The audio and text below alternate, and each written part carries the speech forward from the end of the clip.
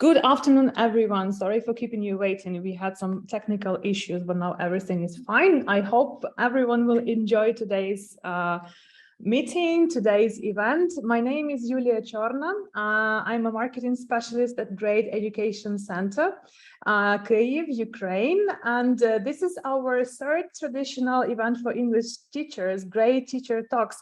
Thank you very much, Lida, for entertaining and for welcoming the participants today while we were fixing some things that needed to be fixed. So actually, Great Teacher Talks is the traditional event that we hold 2 or 3 times a year for English teachers. And it's a great honor for me and for a Great Education Center to have so many ELT professionals with us today. And could you please type in the chat box if you can hear as well?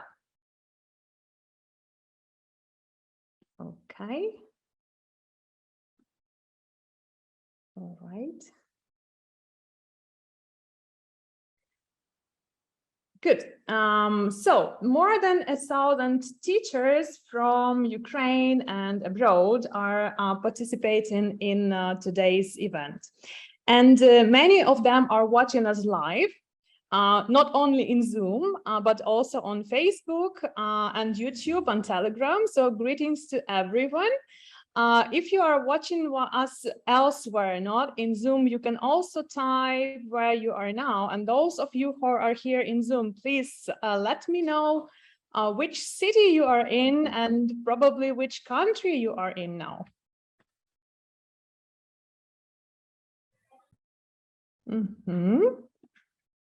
Okay, Lithuania, Kyiv, Черкаси, Ternopil. Oh, this is my hometown. Rome, Italy, Scotland, Albania. Wow, so many teachers, so many active participants with us today. Great. So now when we know the geography of our event, let me tell you more about what to expect today. So we are going to have 3 wonderful sessions with 3 amazing speakers and they are experts from Great Education Center. All of them work as teacher trainers and teachers, and they are eager to share their best practices and experience with you. And the school year is just around the corner, so we decided to talk about things that will come in handy for any teacher who works at public or private schools, and especially for those who would like to gain new knowledge and skills and apply them in their classroom straight away. Are there many teachers who would like to gain some new knowledge and skills today? Let me know in the chat box. Yeah, okay, great. That's great. All right, so I believe that most of you are constant learners and love what you do. And so do we here at Great Education Center. And we are sure that everyone needs a confidence boost from time to time, whether you are a new teacher or have been gracing classrooms for years, especially when you meet new challenges. The education landscape shifts and you find that you need to make some changes to your teaching practice, and especially at the beginning of the new school year. So today, the first session was by Lidiya Simak. You already know her.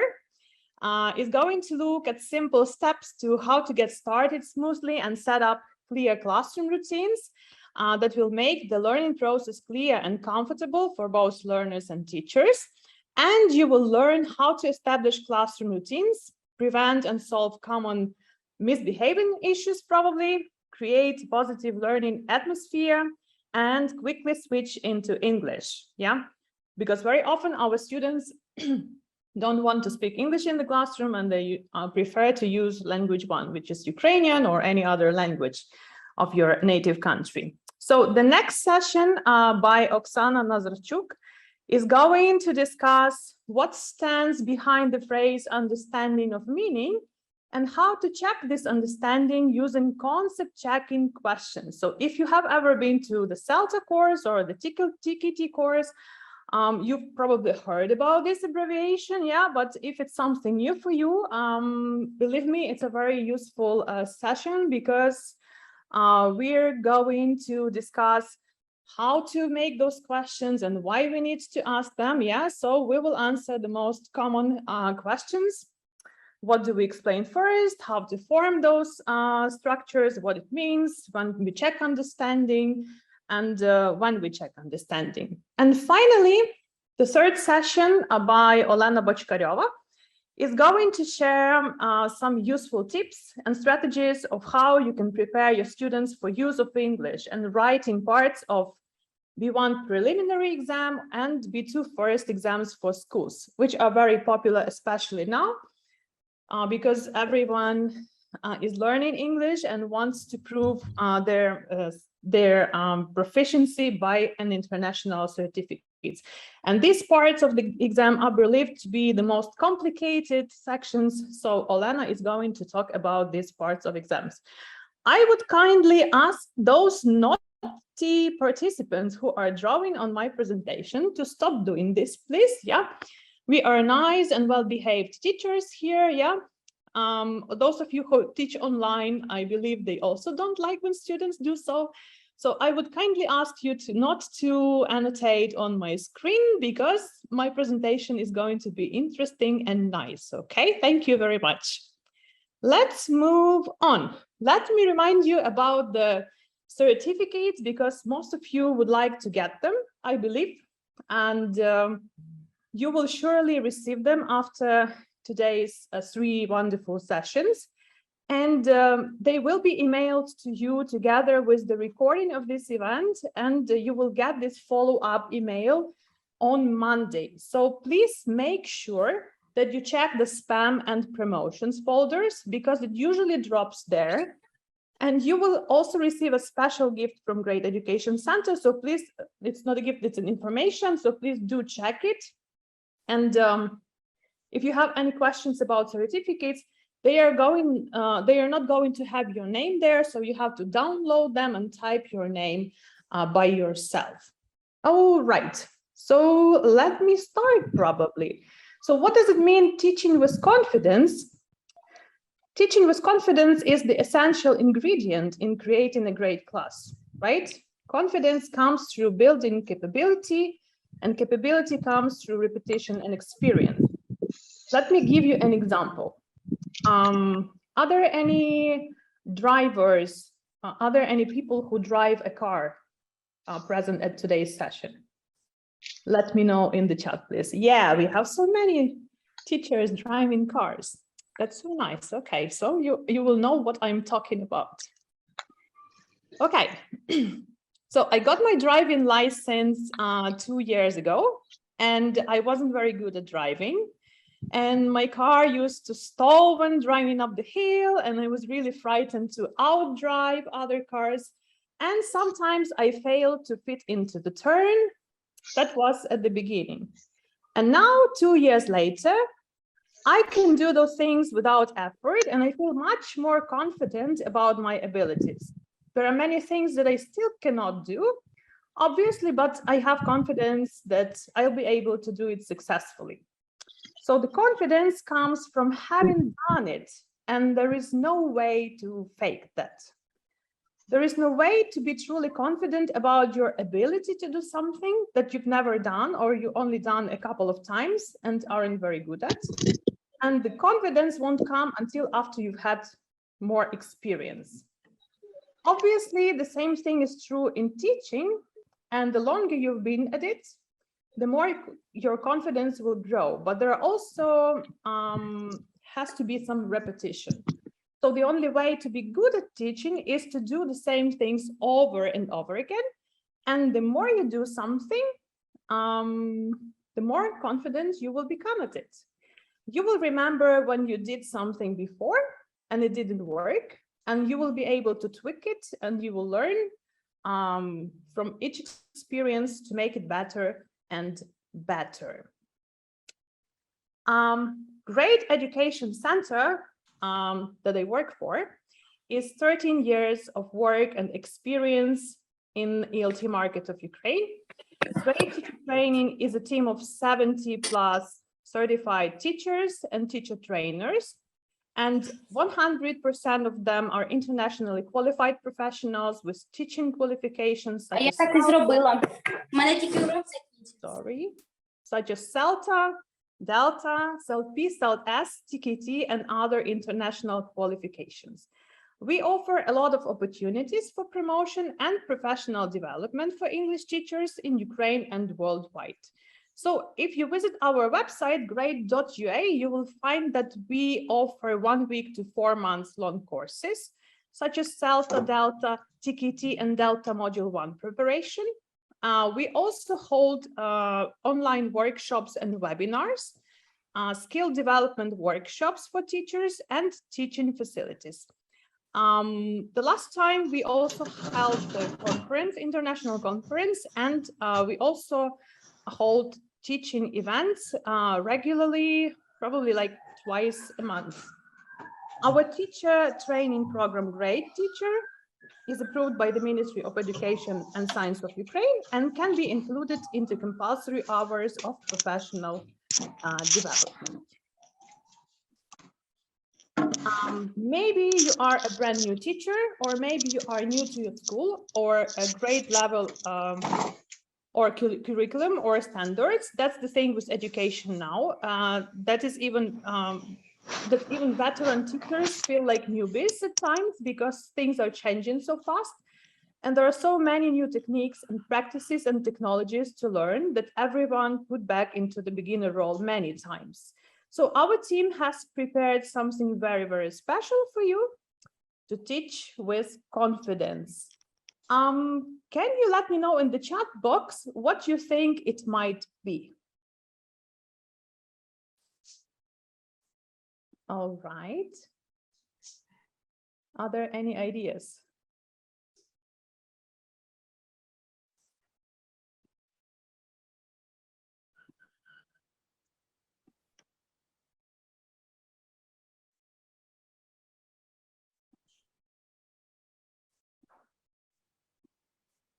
Oh, secret agents. Okay, we have some people who know something. Not to be afraid of teaching a new course. Okay, any other ideas that we have here? Okay, I can see that some people already know, but I will ask you to keep quiet, okay? And now I'm going to tell you what it is. All right. So, a little bit of history. So we started this project just before the new year, 2022. And by that time, we'd already experienced the pandemic. We conducted dozens of teacher training courses, webinars, and events for English teachers. And we wanted to share our experience and expertise with more and more teachers in Ukraine and around the world. We believe that innovation in education can come in different forms.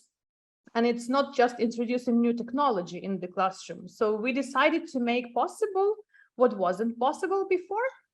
Unfortunately, we were able to maintain continuity during the pandemic.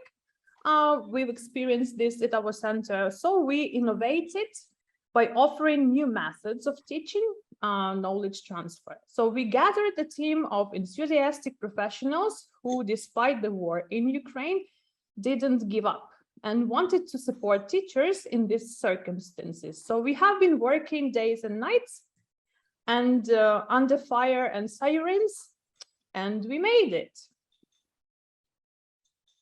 All right. Let me show you the video probably of how it was, yeah? Okay.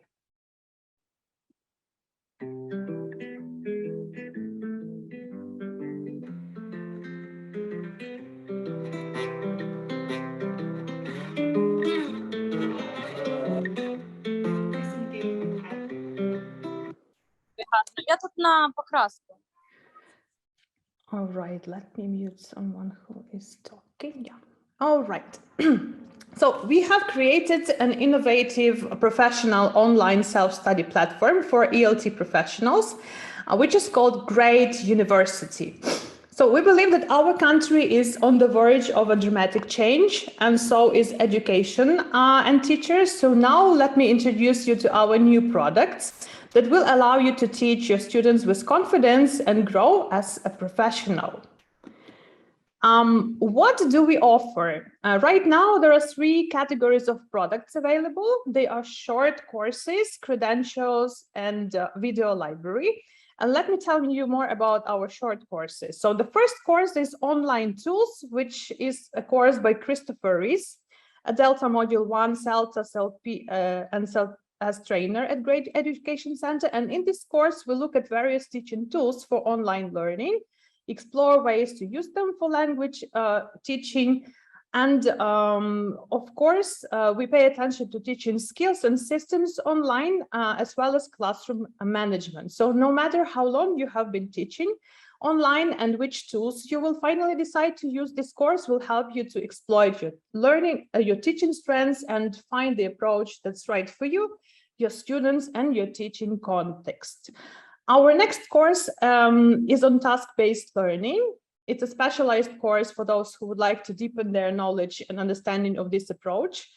And it's written by Irina Avalishvili, a teacher from Great Education Center, who is also CELTA, CELT-S, and Delta qualified one. And here we look at principles behind TBL, learn more about TBL lesson frameworks, learn how to adapt course books, materials, and supplement them with TBL tasks. Our next course is my favorite, number 1, because I took IELTS exam, and if at that moment I had known about this course, I would probably have taken it, but it hadn't been created yet. So it's a course on teaching IELTS essays. And if you are planning to take this exam, or if you are preparing your students for this exam, it's the best choice for you. Written by Andrei Pigarev, who is not only a teacher trainer, a CELTA tutor, he's also an IELTS certified trainer and international speaking examiner. And Andrei works for Education Center as an academic director. So in this course, we look at the requirements for writing IELTS essays, types of essays, how to organize ideas, how to assess essays, and what criteria examiners use to assess the essays, the systems of teaching IELTS essay writing, and of course, effective tasks and activities for developing essay writing skills with your students. So if you are interested in teaching IELTS, I highly recommend this course. The next one, it's a course written by Lidiya Simak. You've seen her today, and she's going to be the speaker at our event. So if you are teaching young learners or beginner levels of adults, this course is a great help. So it's written by Lida, and we look here. We look at flashcards. It's one of the classic teaching tools, but it's very useful one. And we look at the features of flashcards. We analyze the most efficient ways to use flashcards in the classroom, demonstrate the ways teachers can use flashcards for controlled and freer practice. We look how to use flashcards with young learners, with adult classrooms, and we provide you with some ideas for making your own flashcards. So taking this course means that you will be better able to use flashcards as an effective tool in your teaching practice. So if you work with kids or with the beginner levels, I highly recommend this product as well. The next course on classroom management is also my favorite one. So all of them are my favorite ones. It will help you not only to better understand and manage your class, but also to be able to practically deal with the challenges that the classroom presents. It's written by Andrei Pigarev again, and you will learn about the basics of classroom management, such as rapport, interaction patterns, teacher talks. You will learn how to manage task cycles and deliver instructions, how to monitor different kinds of tasks, how to give feedback, right? And of course, Andrei offers, looks at problems and offers the solutions that might help you to manage your classroom. This course is recommended to be taken if you would like to do the CELTA course, and it will be very helpful for you because after this course, you will get the tools that you will need for the CELTA course. So the next one is the course of lesson planning. I also highly recommend to take this course not only for those who would like to do the CELTA course, but also for teachers who are experienced. In this course, we look at the main components of the lesson plans and why we need to write them, right? So we will pay special attention to the task cycle. We will talk about how to set tasks, how to monitor students, how to give feedback. And Lida looks at the lesson stages in a very deep detail, and she gives you different techniques that will help you save time when planning your lessons. So I also recommend this course for all the teachers, experienced and new ones. Misconceptions about teaching and learning. It's a course for those who are new to teaching profession. Probably those who have graduated from the university or work in another field and would like to shift to teaching. So if you are planning to do the CELTA course, start your teaching career, this course will help you to understand how languages are learned and how they are taught. And it will also debunk some common myths about teaching and learning languages. It's written by Christopher Rees, the Delta Module 1 tutor at our center, and he's also a CELTA trainer. And one more course by Chris on language analysis, very useful for those who are planning to do the CELTA. When I did the CELTA course, I had a problem with language analysis because this is one of the written tasks on the course, and many participants don't know how to analyze language and why do we need to analyze that for teaching. So this course is also highly recommended for you if you are planning to do the CELTA, and especially if you are a native speaker of English and don't have the linguistic education, this course will be of great use for you. And surprise, surprise, if you scan the QR code, you will get to our website, great.university, and you will see that until the end of September, we are giving 50% discount for any course that you buy on the platform. So please use this possibility because we are a fresh product. We are testing our courses right now, and you can become one of the first testers, and we really need your feedback. So we made this and we are giving you a 50% discount if you buy the course by the end of September. Okay, the next product that we offer that will save you time and money as well is the teaching credential. So what is it? It's the bundle of courses on specific topics. So right now, we have the essentials of effective English language teaching. This is the bundle, the credential that includes 4 different courses, and it helps you to save up to 25% of the price if you buy it. So what courses are included here? Misconceptions about teaching, learning, and CELTA, lesson planning, classroom management, and language analysis. So these courses are perfectly combined in order to install a mindset for CELTA and provide you with all necessary knowledge and skill that you will need for passing the CELTA with flying colors. So save up to 25%, but right now you can save even more because again, this 50% discount is valid for teaching credential as well. And if you buy it by the end of September, you will get a 50% discount, and don't lose the chance to get ready for the CELTA with us.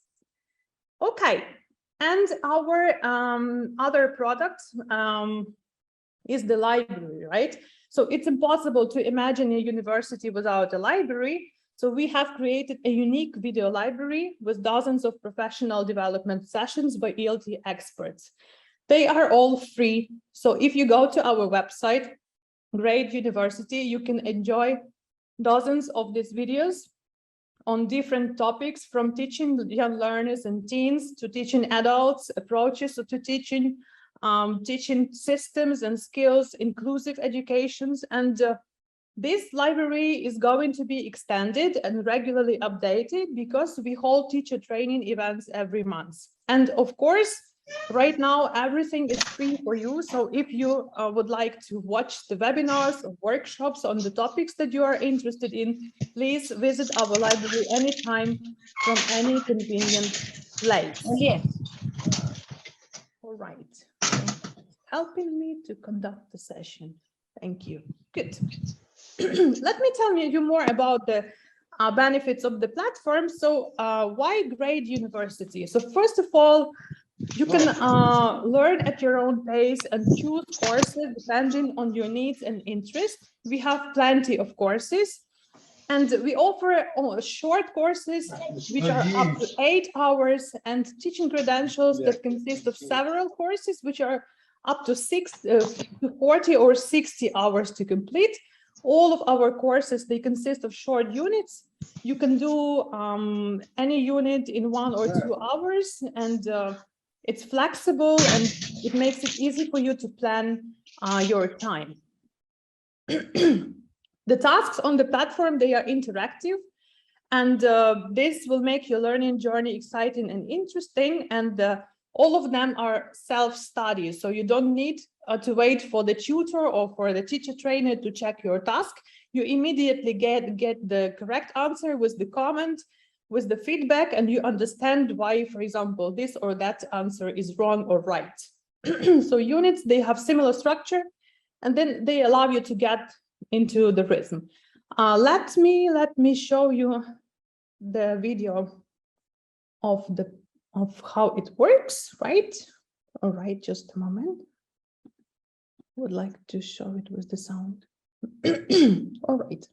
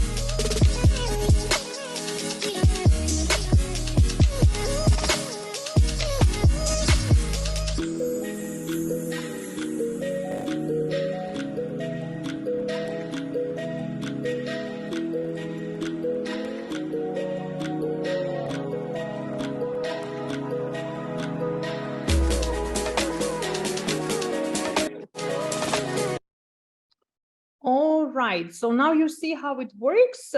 It's better not to see, but to try, of course, right? And all right. Talk about the other things that we have on the platform. So they are all high quality courses from practicing teachers, which is very important. And you can immediately apply everything in your classroom. And of course, we have worked hard on high quality videos and audios on the platform, which include lectures, explanation, comments from tutors, recordings of real lessons, which is really interesting because you can see how our teachers teach and what they do in the classroom.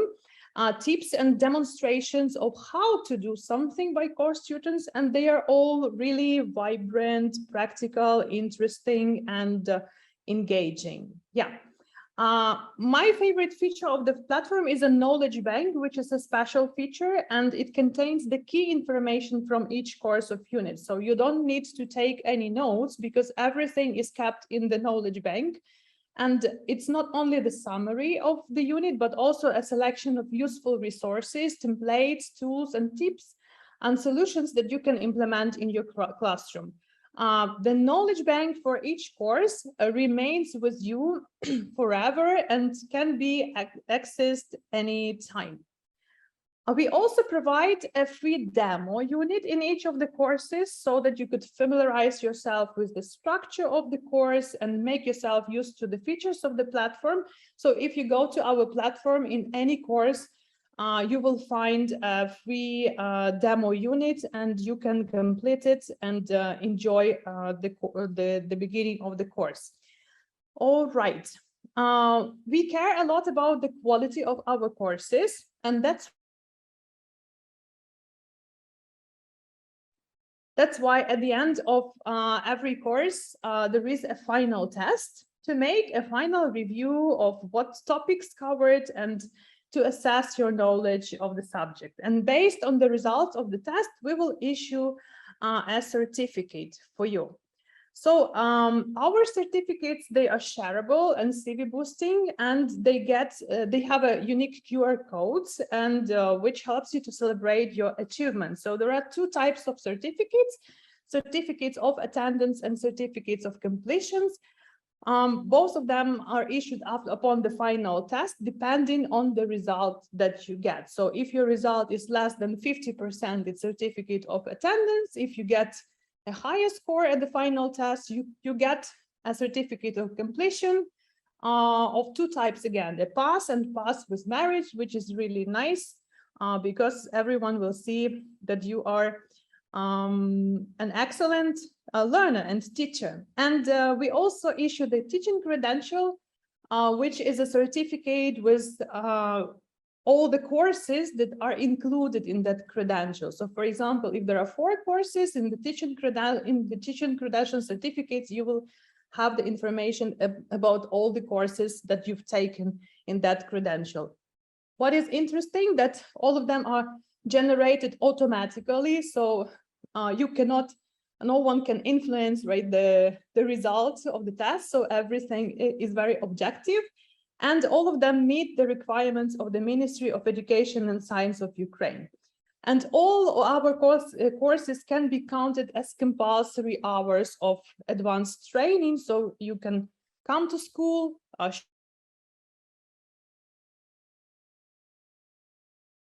Yulia, you're muted. Sorry.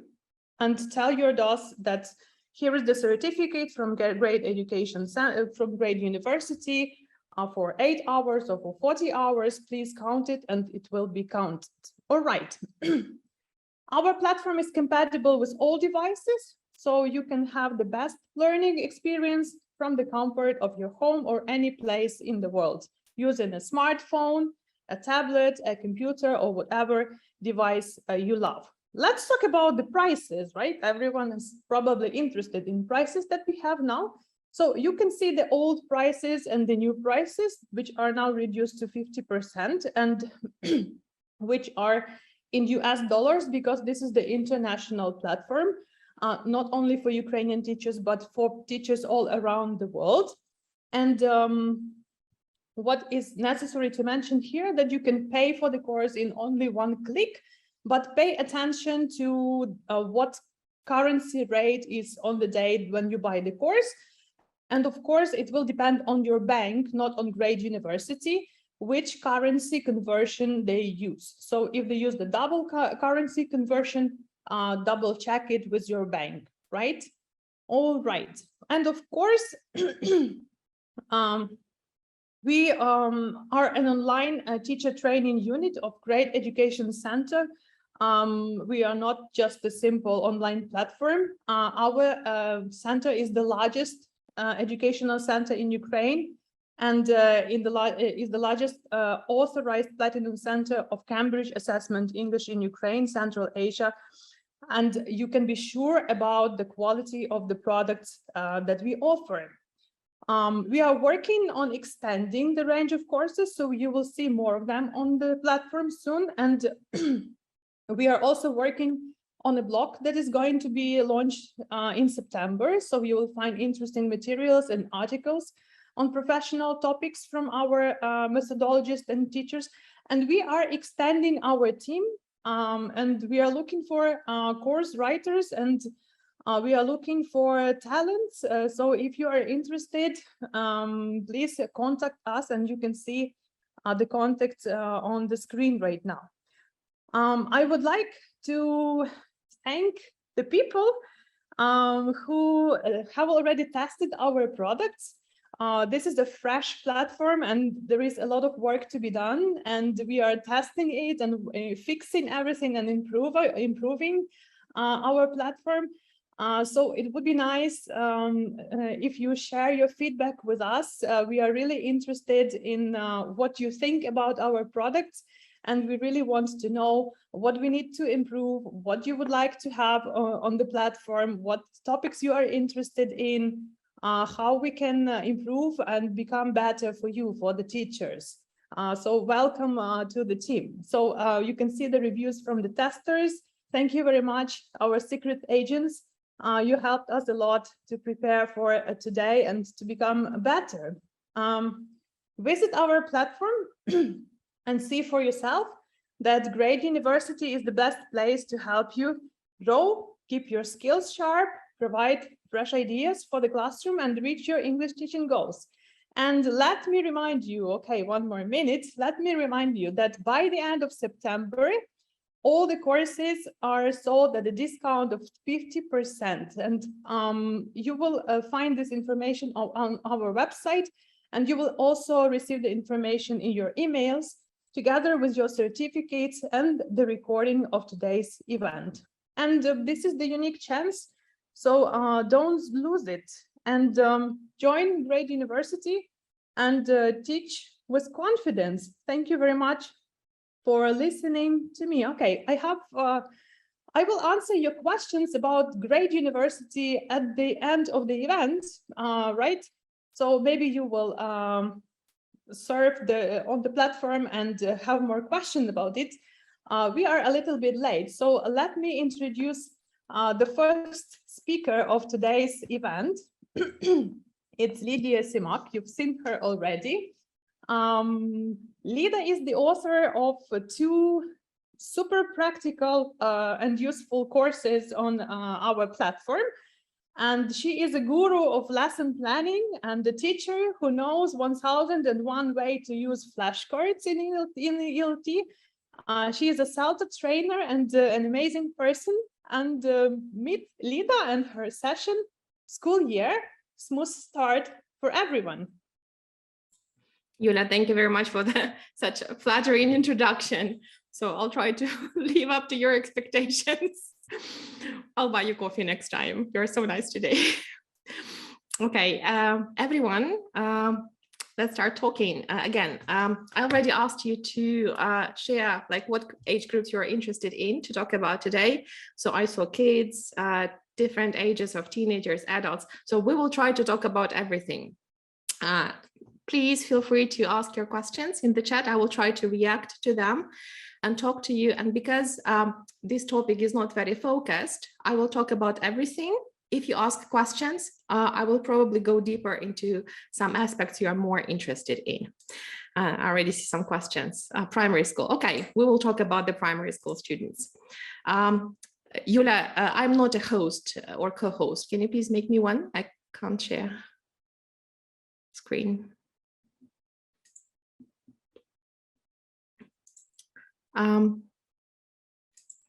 Cannot share screen, please help.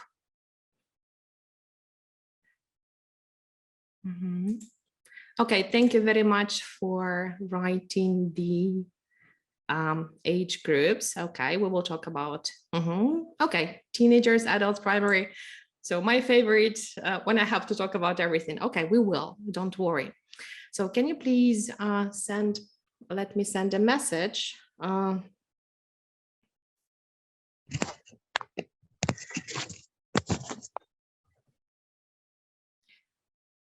Okay, just a moment.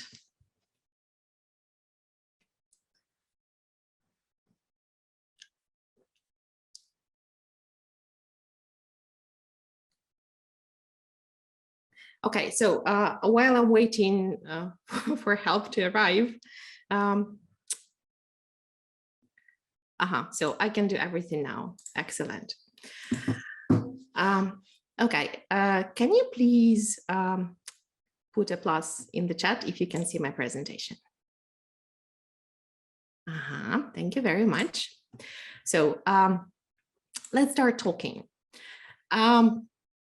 Before we start talking, I will tell you a little story. I rarely tell anyone. I started teaching when I was 18.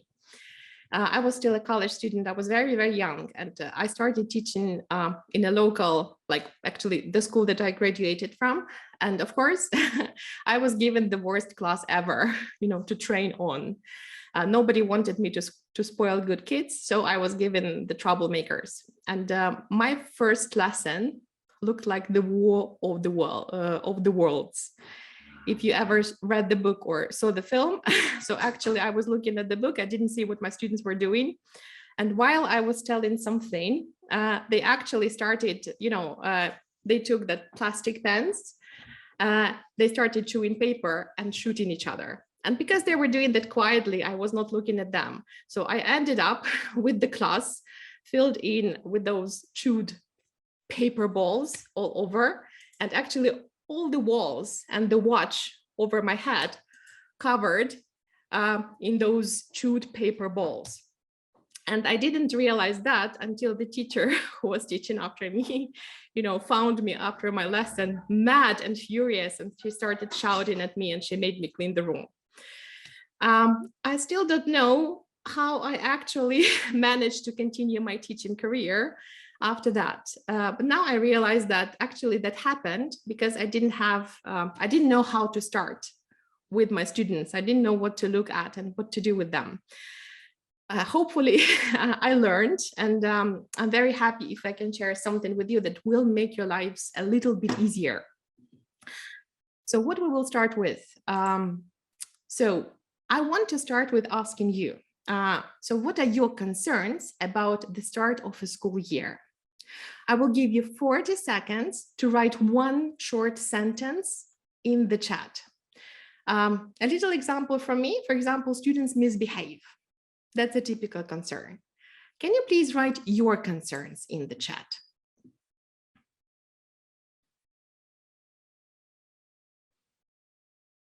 I'm sure you do have some, because diagnostic test, classroom management, students don't do homework.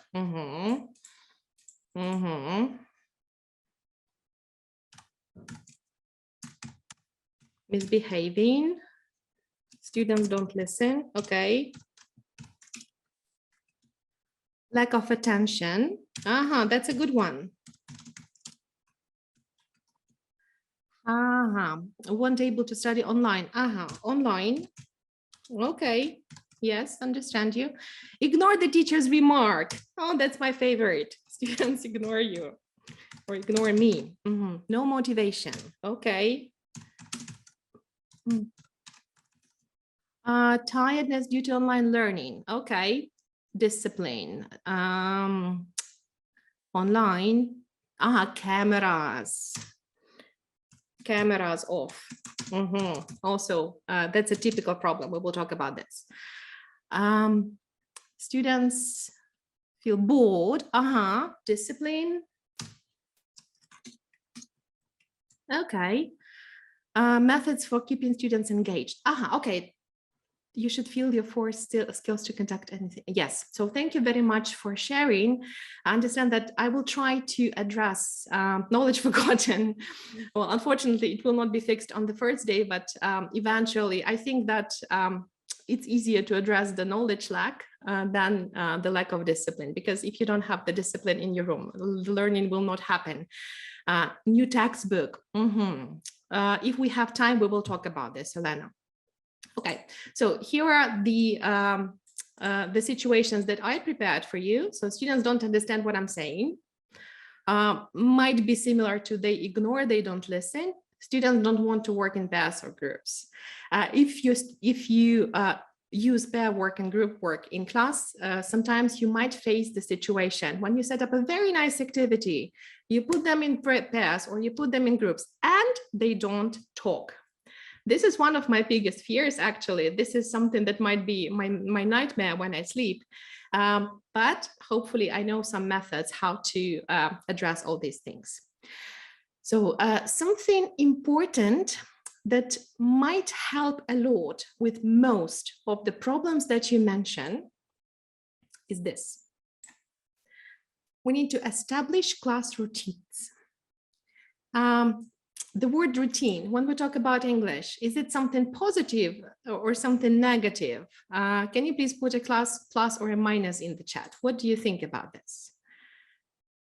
Yay, I love teachers. Positive, exactly.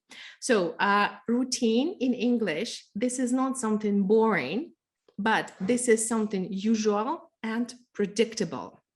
So why is it important to have clear, understandable routines in class? Can you please write 1 or 2 words in the chat? They know what to expect. Thank you, Natalia. System. Thank you, Oksana. Structure. Thank you, Anastasia. Discipline, safety. Yes. Thank you, ladies and gentlemen. So forming habits. This is the word I was searching for.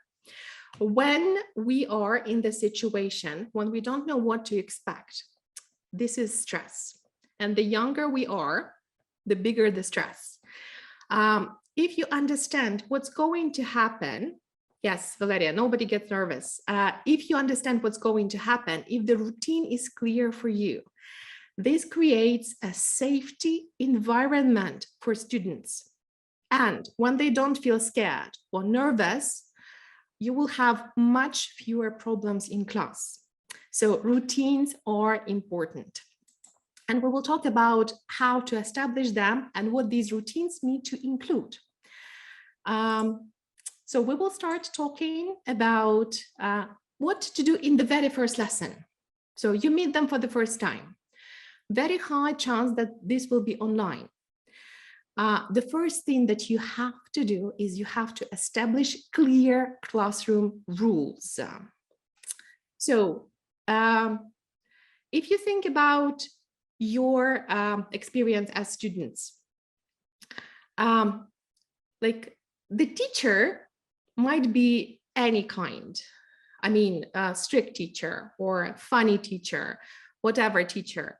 It's always easier if you know what the requirements are, what the rules of the game are. And if students know that, for example, they have to keep their cameras on, and this is the rule.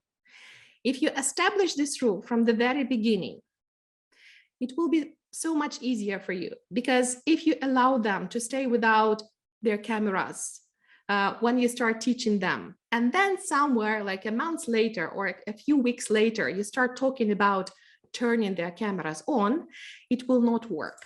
But if you think about it, it's going to be online, and you know that you might have problems with cameras. Make it a very clear rule. So students need to be aware that when they are in your lesson, their cameras must be on. You have to talk about it. You have to explain why it's important. And if they don't do it, you have to react. Because if you don't follow your own rules, they will not work in class. And the rules that are not followed, they are not rules. So this is a problem. It means that if you establish a rule in class, you have to be consistent. It means if you ask students to turn on their cameras, it means that when they do not turn them on, you have to ask them to do it. If you do it every time, every lesson, all the time, I believe that students get tired of it. They know that you demand the cameras on, and they will do it. There might be some situations when there is a problem, like a person can be abroad and they have nothing, they don't have a camera or something like this. But this should be an exception, and you have to talk about this in class. because this exception, it shouldn't infect the whole classroom. So if they have their cameras, they have to be on. If you set it up as a rule, it will work so much better than not setting it up as a rule. So this is a typical problem, but if you are consistent, it works. My typical example, I don't know if you remember, like 10 years ago, when we had that marshutkas that appeared in Kiev, there was the transport, and it wasn't the government transport, but there was a kind of a private transport. And a lot of people asked them to stop, not on the bus stops, but somewhere. Can you stop near that supermarket? Can you please stop at this crossroads? Can you let me out here? You stopped here. And they did it. And there was a lot of problems with the traffic because like they stopped everywhere and the cars couldn't move because of them. And it looked really chaotic. But then the government, they just adopted the law that those such transport, they cannot stop anywhere but on the bus stops. And because they started busting, you know, those drivers who violated the rule and who broke it, and I think there was a punishment because of that, people actually learned to ask for a stop on the bus stops very, very quickly, because the government was persistent and they were consistent, and they did, you know, they introduced the rules and they stick to it, and they punished people who broke. So it works very well. If you establish the rule, everyone must follow the rule. It works very well if you do. If a student refuses it, what might be done? We will talk about this because, guys, it doesn't mean that you just come to class and you start, you know, a lesson with a very strict person who kind of says, okay, starting from now on, we have these rules.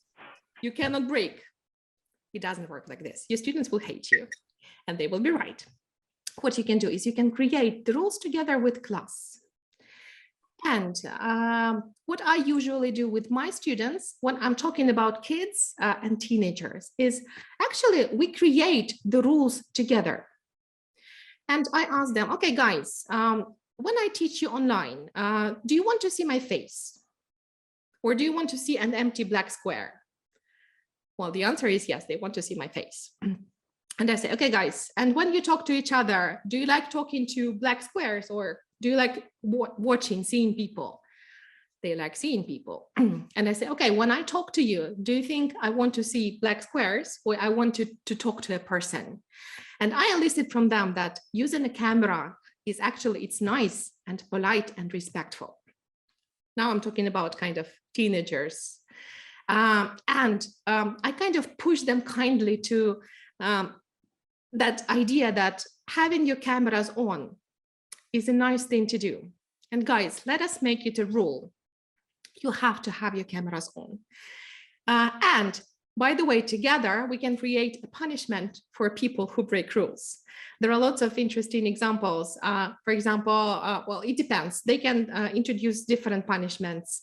I don't know, they can sing a song or something, or do an extra homework task, whatever. But it's a good idea if you develop it together with your students. So possible consequences for rule violation. So when they still violate the rules, I try to talk to them in person and I explain why this is important. And I ask them to follow the rules. Usually this works. If I have really, really bad cases and I don't have the contact with that student and nothing else works, I can tell that, okay, I'm sorry, but this is the rule and I will have to talk to your parents. Usually this works, but you cannot tolerate breaking the rules, because if one person breaks the rules, it infects everyone and you don't have discipline in your class. Well, unfortunately, this doesn't happen in every class. And it doesn't happen for a couple of reasons. And the reasons we will discuss in the next slide. Just put a mental tick here. I just wanted to show you what you can do with your class So example from my school life, I still do it, but I don't take pictures. You can sign a contract with your students. This is from the times when I was a school teacher. I still have a couple of photos that on the first day, I met my students. If you have a look, they're like 12-year-olds. So they're young teenagers. And we developed a contract. And if you look at it here, this is what the teacher must do. And you see that we started talking to them about the rules for me. And you see what they wanted from me, normal amount of homework. I promised them not to give too much homework. Mustn't speak, mustn't scream. I'm the person who doesn't scream, so it was easy for me to promise not to scream at them. And the teacher must speak English only. So these were the demands from the students to me.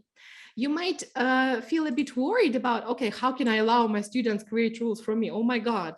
You know, every time they created a stupid rule, for example, when someone said, okay, the teacher, you only put us 12s every time. There was always a student who said, oh, it's going to be unfair, you know? So they regulated the stupid rules inside that classroom. And if they didn't, if they kind of double dared me, okay, the teacher, we want 12s every time. I said, okay, no problem. I can put you 12s. But do you think it's going to be fair? I will put a 12 to a person who works hard, and I will put a 12 to a person who doesn't do anything. If you are not from Ukraine, at 12, this is the highest mark in the Ukrainian school. And this helped me, you know, cause that reaction that the students said, no, this is not a good rule, teacher, let's not put it on the board. And they said, okay, you are, you know, you set the rules for me. Okay, I will not put it on board. Not everyone is happy. So you say you manipulate them, but usually, well, they're nice kids and they will suggest nice and sane things for you. If they suggest something crazy, talk to them, elicit that this is not a good thing to do. And look at the rules that we created together for students. So the rules are must do homework. This is always my rule. Then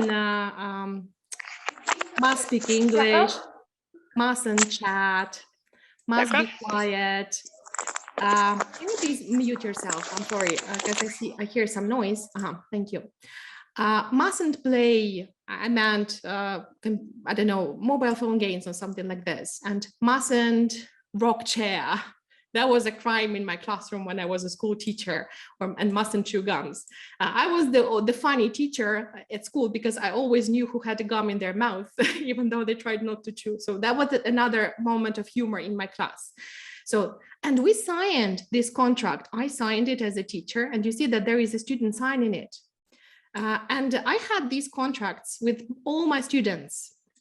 And if you look at this is one contract. I have another one. They were actually different for each class because each class had slightly different focus. Like here, again, mustn't use gadgets, must do homework. It was very similar, but it was formulated in a different way because I elicited these from kids. These contracts, they work very well with young teenagers.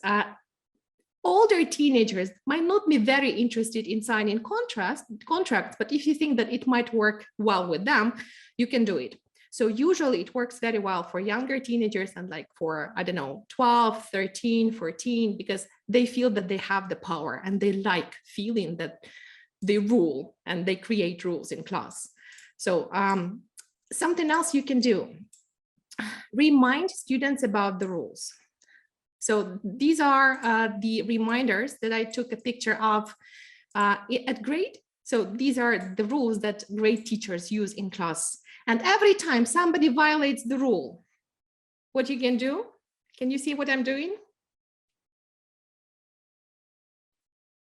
Do I even have to speak? I can point to the rule and just look at them. So remember, you have to be consistent, right? So you have to remind them to follow the rules, but be nice and encourage them to do that and praise them for following the rules. And when your students know the rules, follow the rules, are reminded about the rules, it's so easy to manage such class. So rules have to be established. If there are no rules, there is no discipline in class. Students don't know how to behave. And when they grow up, they tend to touch the boundaries and push the boundaries. So they need to know where the boundaries are, and they need to know how to behave. Something else you can do is you don't have to, if your students are really, really small and they still don't know English, or they cannot read, or they're complete beginners, why don't you use pictures? Again, what it means, put your hand up if you want to speak. You can teach them. And something else you can do when you develop the rules, you can create classroom posters. Again, this is the poster from Great Education Center. These are the school rules. By the way, another trick that you can use that works for my students, when they say, okay, teacher, why cannot I turn off my camera? I'm a free person.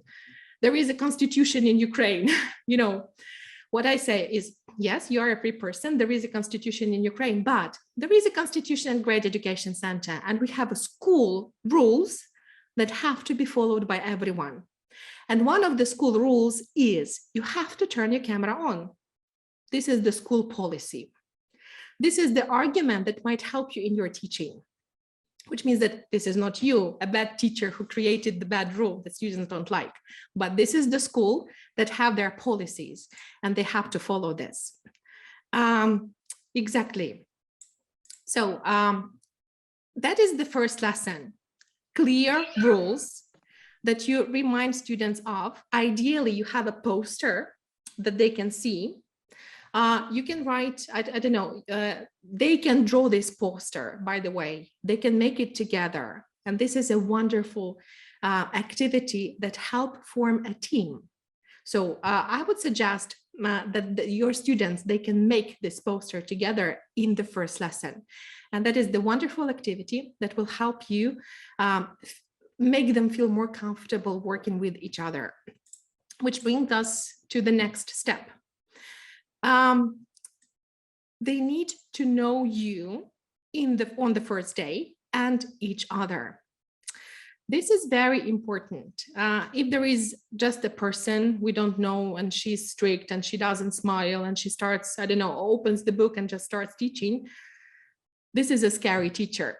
But if you start with something like this, who do you think drew this?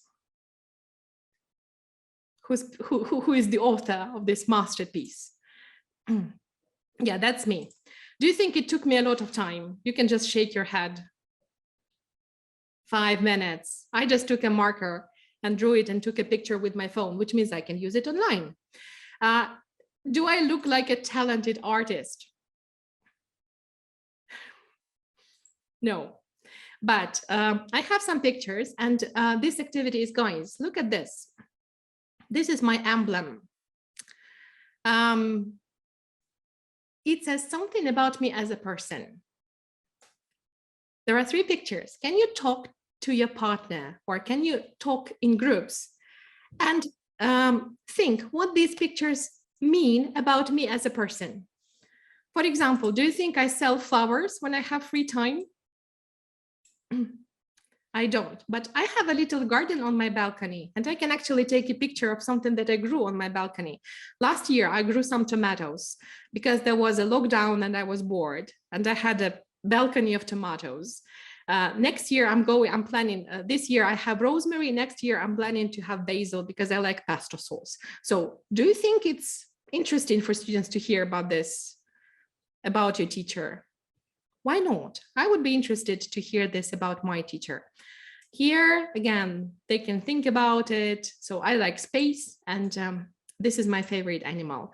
So they discuss it with their partners and they make ideas. So they make some guesses about me, and we can have some laugh. There could be some humor. You can smile, and it melts the ice between you and between your students. And it actually doesn't say anything personal about me. But this is something nice that puts a bridge between me and my students. This is the easiest way to do, and my favorite, like 1 minute, a marker, a piece of paper. You can do something more sophisticated. A lot of people has already seen there. Like you can put a star in the center and put some pictures around. So it's very similar. You can use pictures, you can use numbers, you can use words. Why I like these activities? Because you can use them even with the students who hasn't learned English yet, or who know very little English, or who cannot read, because you asked me about 4 or 5-year-olds. So you can try, I don't know whether they will work with such small kids, but you might give it a try. The next step, after your students make guesses about the teacher, they do similar stars or drawings about themselves, work in groups, and make guesses about each other. And it helps them melt the ice. And this is important. You might be working in a school where students have been living, I don't know, studying together for all their lives. Still, I remember my childhood. I was a school child, and I have classmates I don't know, studied with for 5 years, and we didn't even say hello to each other, because there were different groups who communicated inside my class, but the groups didn't communicate with each other. And there were classmates I never actually talked to. And when I think about it, that is terrible and crazy. But the problem is that we were not properly introduced to each other. We were not, the ice never melted between us. And it's even important to do every year after school holidays, because children grow.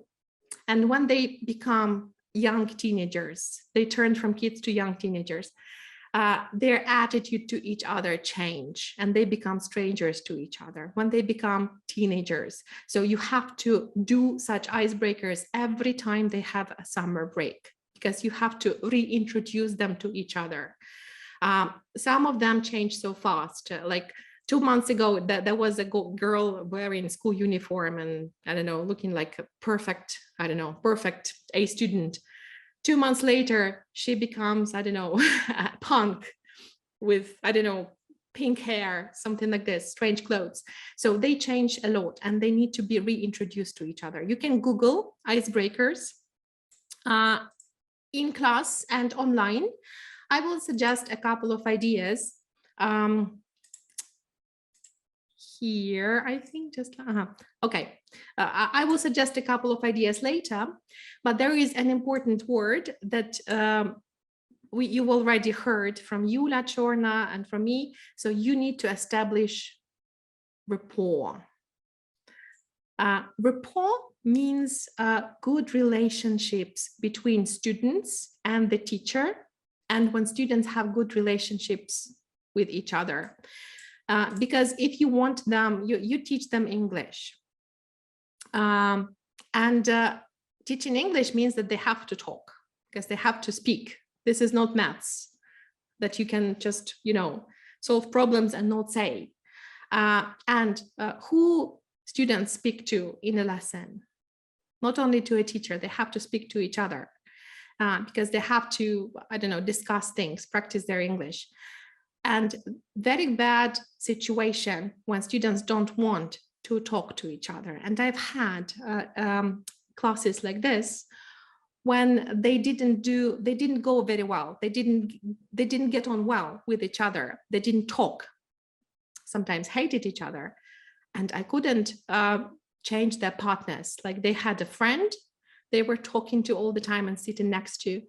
And there were kids who were ostracized and nobody wanted to talk to them. And I still had to teach them English. So I had to fix some problems in this class in order to be able to actually teach them. So, and there is a solution for such things. If there is nothing, I mean, serious, if there is no serious conflict, all those things can be fixed. And they are fixed by several things. First of all, you have to melt the ice at the beginning.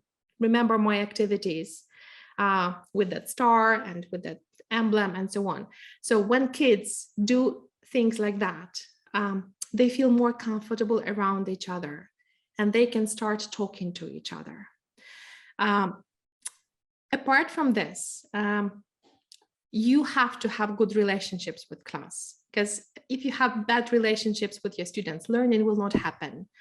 You will have to push them, you will have to make them learn, which is not the nicest policy to both you and the students. There are things that you can do. They're easy, they're obvious, and they're absolutely necessary. First of all, call students by names. when you address them, always remember and call them by names. I'm sure that all of you do, but it might not be something obvious for some teachers who have experienced different studying themselves. Because I remember being a student, and most of the time I was called by my last name, and which is not very nice, you know. Not like less than half of the teachers actually knew my first name, and I was a kid, you know. So call them by their names. This is always very nice. Nominate them. Smile. This is very important. I understand that some of you might be strict teachers. Try smiling. Remember, you have rules. Students know what they can do and cannot do. Your smile will not spoil them. Your smile will make them trust you.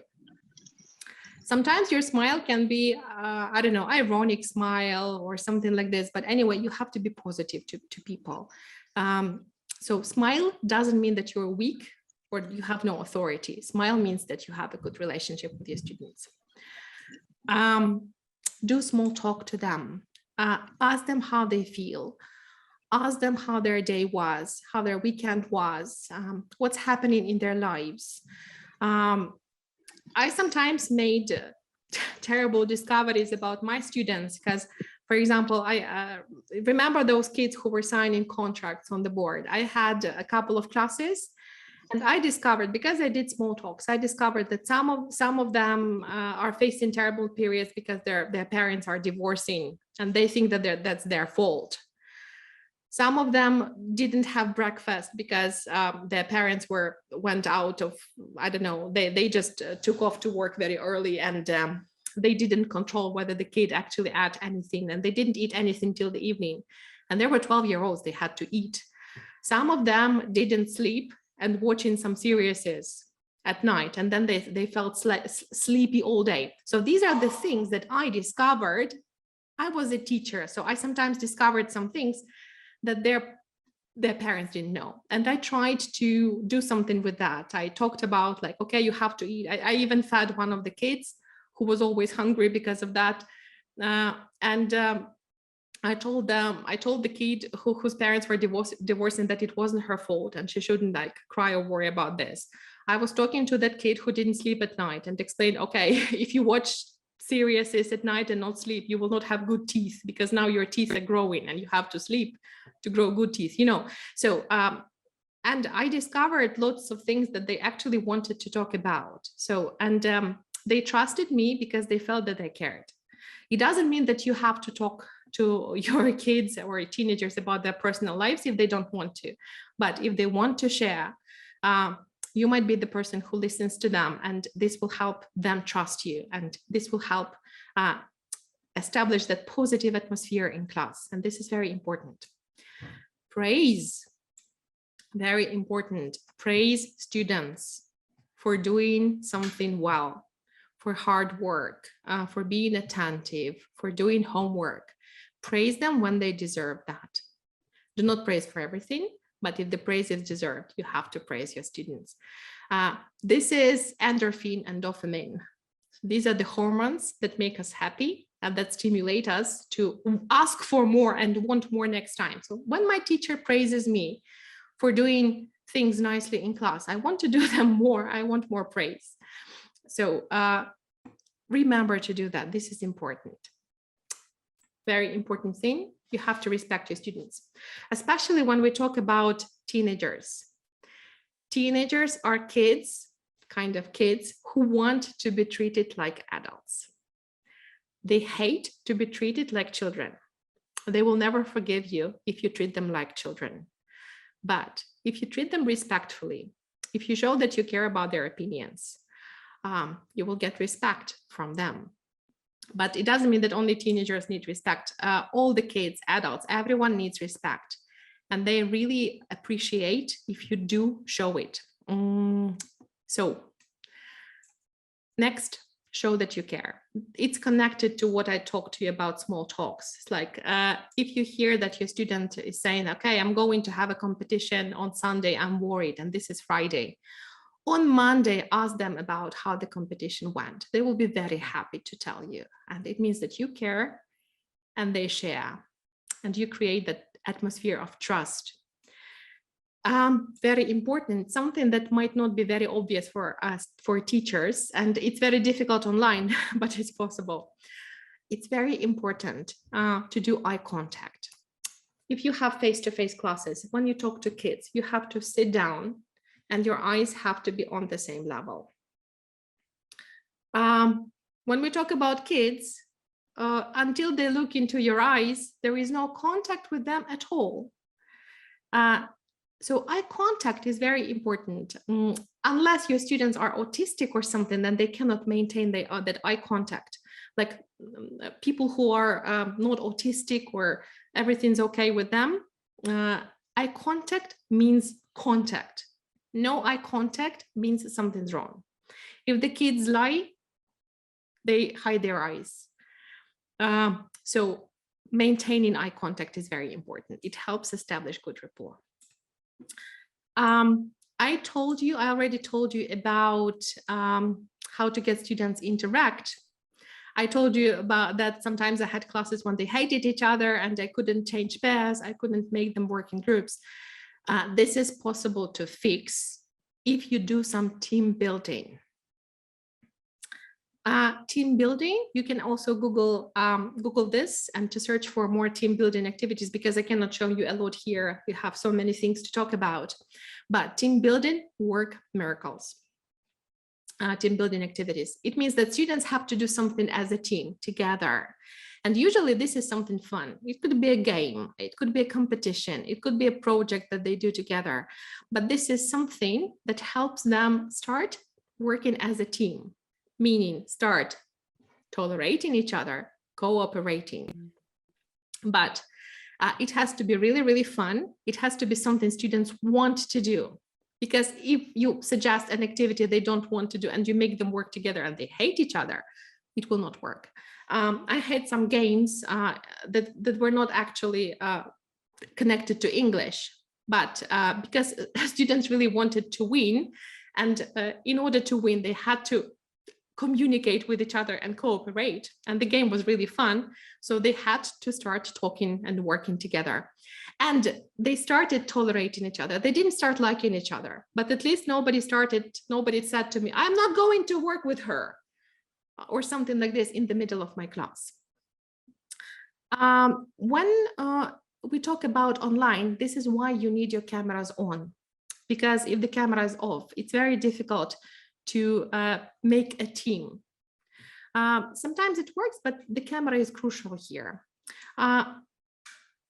It helps students start working in pairs and groups, and this is what you want as English language teachers.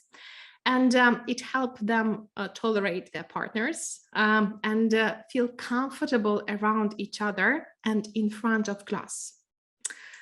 You might have a class where students don't want to say something because they know that they will be mocked at or laughed at by their partners, which is something I'm very strict about. When I notice something like this, I talk to my students and I explain that this is not appropriate, and making mistakes is normal.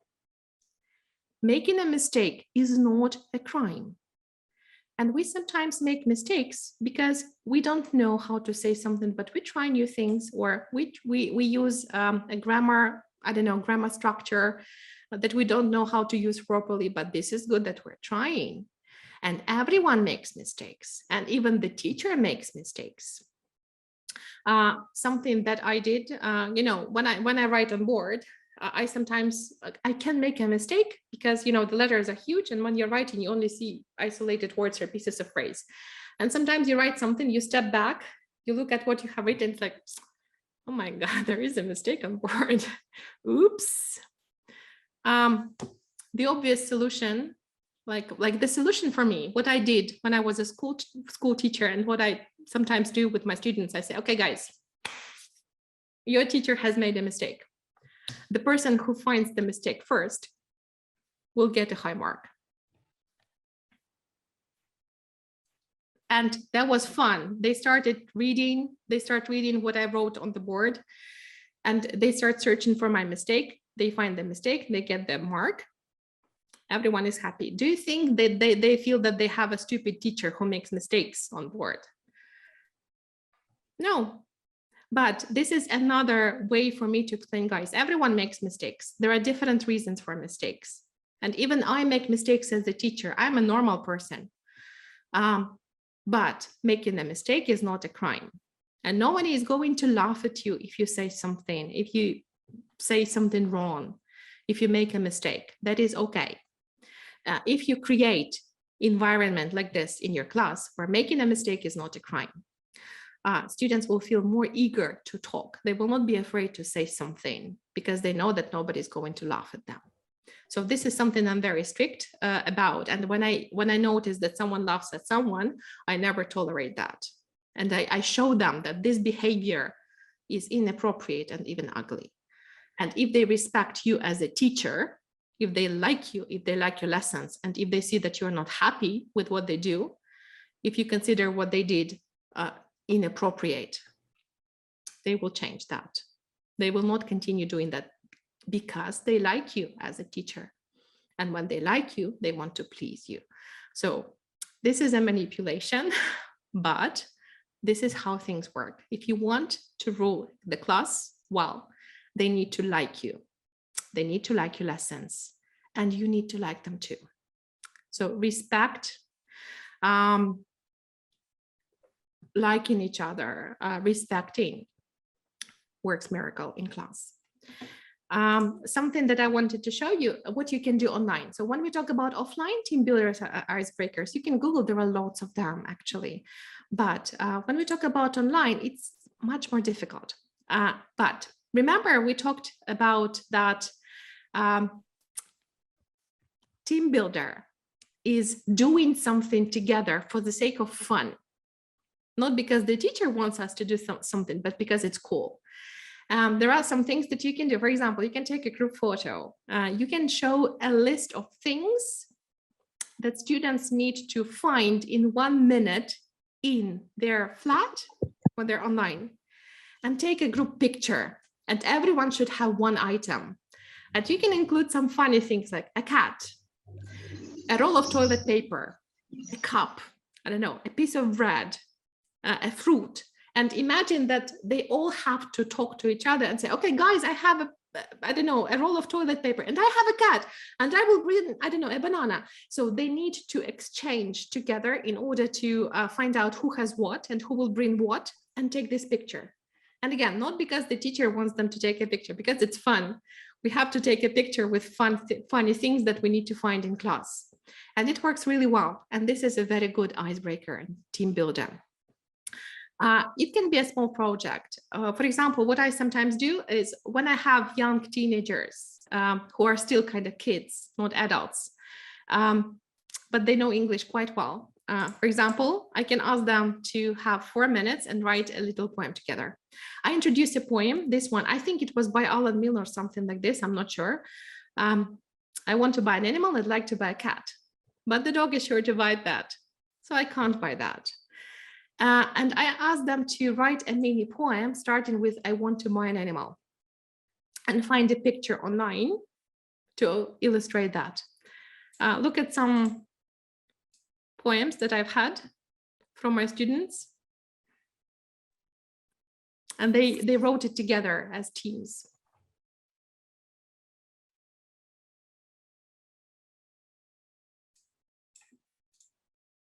This one is my favorite, actually. Have a look at this. But these are for kids who know English really well, and they can make poems. I can read it for you if you like. So I want to buy an animal, a real dinosaur. I'd play with it and walk with it and feed it with Roquefort, the cheese. So why not? This is a good activity. But again, if your students, if you think that they will not like it, they don't like poems, they're teenagers who look bored, they will not do it. So you have to select the icebreakers and team builders that are adequate to the age and the needs of the students. but you can Google some, you can share some with your colleagues, and some of them work really, really well, really nicely. So this is one of the examples that you can use online. So icebreakers, team builders, creating positive atmosphere in class, classroom rules, following that rules, reminding about that rules, creating the rules together with your students, showing that you respect them, but you will not let them violate the rules. This is what makes learning predictable, safe, and fun for both you and your students. And this is something that will help you manage them really, really well. Something else we need to talk about is how to make the class learning controlled. One of the teacher's fears is to lose control. I remember that, one of my fears as well. So what you can do, first of all, establish the classroom routines. Everything that we talked about before that, this is a must. If you don't establish the routines, you will not control the class. Next, remember, predictable means safe. Children, especially children, they feel safe only when they know what's going to happen. That's why in kids' class, you start lessons with a hello song or doing something that you do every class, something repetitive. It calms the students down. When you have clear routines at the beginning, but not only kids need routines, everyone needs routines. So clear routines, they help feel safe. That's why a lot of students, they were very happy to come back to learning when the war started in Ukraine, because it means doing something normal. And when you do something normal, routines are something normal, you feel safe. When we came back to work after the break during the war, we felt so much better when we started teaching because we came back to routines. So next, follow the rules. Don't let them break the rules.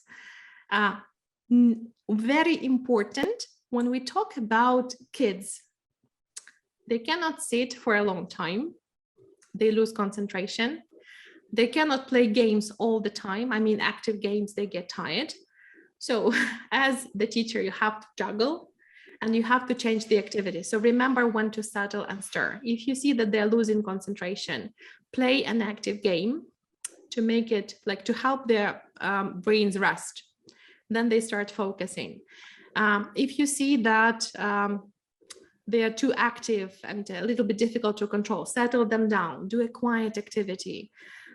So this is very important, settling and stirring. So watch how they feel, change the activities in time, and use attention grabbers. So attention grabbers, it means that when they're discussing something, for example, they're talking to their partners or they're doing a noisy activity, you have to think of how to grab their attention, for example, without shouting. There might be lots of options for that. You can actually Google attention grabbers. Very popular thing is there is a phrase which is familiar to your students. You say the beginning, they say the end, and they know that this is the time when they have to stop what they're doing. For example, mac and cheese, you say it, they say everybody freeze. It can be any phrase, Google them, there are lots of them. Teach your students when you start saying that phrase, they have to say the ending of the phrase and stop doing what they're doing. You can use other things that do not include the voice. For example, when they're noisy, I don't know, discussing something, walking, blah, blah, blah. You can use clapping and you can use different clapping patterns. When they hear clapping, they need to know that they have to repeat the clap. For example, you clap, they repeat. You clap, they repeat. First, just a few of them start clapping because they notice that you clap. Others are talking, busy. But then more and more of them notice the clapping, and you end up with everyone repeating your clap, and you don't have to say anything at all. I love the attention grabbers when you don't have to speak and you don't have to raise your voice. So Google attention grabbers in order to help students notice that they need to stop a noisy activity, that they need to listen to you. And my golden rule, I never start speaking until I notice that everyone's looking at me. eye contact, because if they don't look at me, I don't know if they listen. And if they don't listen to me, they didn't hear, they have to repeat my instruction again. And I'm not a radio. I repeat my instruction once. But before I do that, I make sure that everybody listens. And your students get used to that. You do not speak until everyone listens to you. Isn't it nice? So, but it depends on you. So you have to teach them. Okay, something else. Very important. You teach English, you want them to start speaking English to you. And a lot of teachers end up in the situation when they say something in English and their students respond in their first language. This is not the situation we want. We want everyone to speak English. The golden rule is, if you want your students to speak English, you have to teach them. So if you teach them classroom language that they can use to talk to you and their partners, and if you know that they know the phrases because you taught them, you can remind them about the phrases and demand them to use the phrases. So when I hear my students saying something not in English, and I know that they can say it in English, I will not respond. I will ask them, say it in English. But I can only say that when I know that I taught them this and they know how to say it. And again, you can have classroom language posters around your class. And when they say something not in English, you can point to the posters, even without saying something, and ask them to say it in English. They get used to it and they start talking English to you. But again, you have to be consistent. You cannot demand them speak in English if they cannot say this in English, but if you know that they can, because you taught the phrases, demand this, and eventually your students will speak English to you. So what you can do is, I just Googled classroom language posters.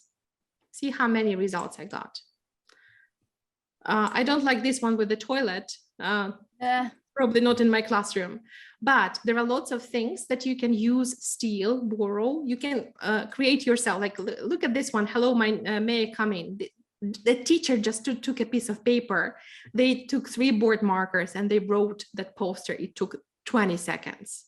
So you don't have to produce nice things, but this is the poster that was in the classroom from the first day, and it stayed there and it worked well. So you can Google things. You can quickly produce things your own. You don't have to be a talented artist or something. Just write it on the piece of paper. Remind students about the classroom language. Praise them for using English in class. Consider students' needs very quickly. When we talk about kids, what is the main activity for learning? What is the main thing that they like? How do they learn? What is the main activity? Yes, play. So is it a good idea to talk about grammar rules with kids? Nah. When we talk about teenagers, will you play with them all the lesson? Or maybe just one game if they deserve and like it? Something like this. So teenagers like communicating. So it's a good idea, especially when they like talking to each other and they have good relationships with their partner, like with their classmates. So consider their needs. If you consider your students' needs, if they do not suffer during learning because they have to do something that is not their typical activity, the learning will go well. And you can actually alter things to make them more attractive for kids. I've shown this to lots of teachers, but this is something I'm very proud of. This is the class I had lots of problems with. They didn't listen to me. They didn't want to speak English. They didn't want to learn. That was a trouble for me. But here they work like angels. They do a stupid task, not very interesting, like a mechanical activity when they need to ask questions and their partner answers. Why they do it? Because I allowed them to sit on windows. That's it. So sometimes you have to change some little things to turn a normal, boring activity into something fun. They were sitting on that window for 20 minutes. That were the best 20 minutes of my life with that class, because they were doing the activities because they liked sitting on the windows. So it doesn't mean that you will allow your students to sit on the windows all the time, but you will try to find the things that your students like and exploit it to make them do the normal tasks, which are boring if you sit at your desk, but fun if you sit on the window or on the floor on the carpet. So if you look here, so I'm sitting on the carpet with my students. It doesn't mean that I like sitting on the carpet, but I know that they learn best and they will do an exercise better on the carpet. That's why I'm sitting with them there. So think about what they like doing, how they like doing. Sometimes I had groups of tired teenagers and I allowed them to sit on the floor. And for some reason, on the floor, they work better than at the desks doing some tasks. So maybe such little changes will help. Create motivation systems for your students. So they can be different. You can Google, there are lots of them. I'm not going to talk in detail because I have to finish, but something that I really want to say is be careful with motivation system. Your system has to be motivation, not punishment. I'm going to show you a couple of things that I've seen lots of teachers use. This is the task. Like when students do something wrong, that guy, I don't know, that person, that little man, it makes one step closer to the shark. And eventually the shark will eat the man. Here, I have the word dictation. And every time students misbehave or do something wrong, I cross out one letter. And if I cross out all the letters, they will write a dictation as a punishment. Yeah. And the last one is I have stars near the names. Every time they do something wrong, I delete a star. I hate all these motivation tools. Why? Because this is not motivation, this is punishment. And why, if someone did something wrong, I cross out the letter and then the whole class has to write a dictation? Is it fair? This is a terrible feeling. And yes, they will probably stop misbehaving, but nobody will be happy with such a lesson. Same about this. This is just, I don't know, the shark is pure violence for me. My idea, and the psychologists say that it works better if you punish students by not providing them with something positive. For example, your students know that if they behave well and they work well, at the end of the class, they can choose the game they will play the last 5 or 10 minutes. But if they misbehave, blah, blah, blah, there will be no game. You see the difference? I'm not punishing them with dictations. The shark is not eating them. I don't remove stars. So your punishment has to be humane. Punishment, it means not doing something that they like. If they know, so, or for example, there will be no pizza party at the end if they don't do homework. I mean, at the end of the semester or something like this. So please be careful with punishment. Do not make the punishment punishment. And do not punish students for something that they do not deserve, like punish the whole class because like 2 students misbehave. So this is unfair. So make the system, the motivation system positive. It works so much better and it's so humane. And they will respect you as a fair teacher and they will not be afraid of you. So I'm sorry because it took me a little bit longer. This is everything that I wanted to say for today. I didn't talk in detail about adults, but just a couple of words. Adults need routines. They need to know the rules. Adults need icebreakers and team builders as well, because they feel uncomfortable talking to unknown people. But if you do some ice breaking, it works well. They start liking each other and talking to each other. Do not use very childish icebreakers with adults. Do not make them feel stupid. Respect their adulthood. Do not treat adults or teenagers like children. Such simple rules will make your life so much easier. And we have 1 minute for questions. If you would like to ask me about something that I haven't talked about today, please feel free to write questions. Okay, enlarge other pictures on the slide. You mean these pictures?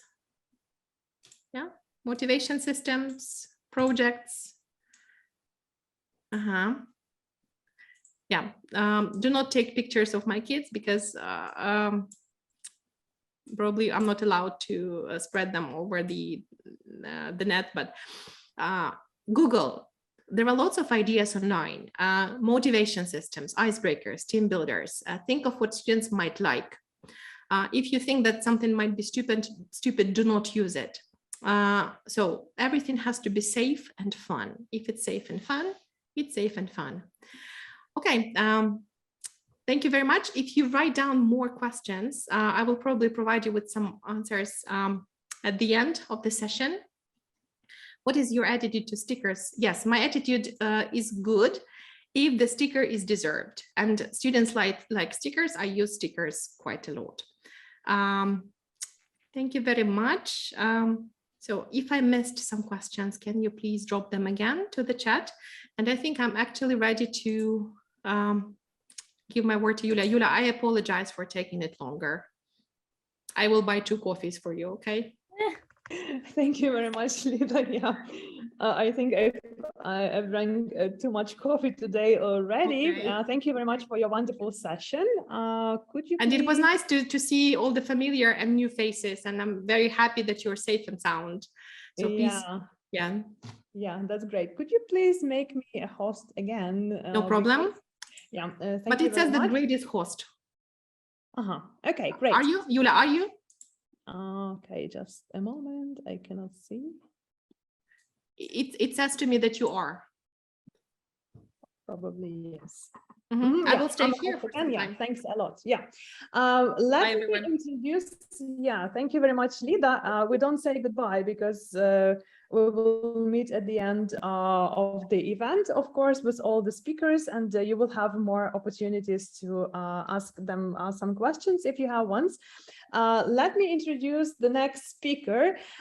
She is my English teacher, and unfortunately, I was preparing the project and working so hard on the project, Great University, which I introduced to you today, that I had to skip my CAE preparation classes.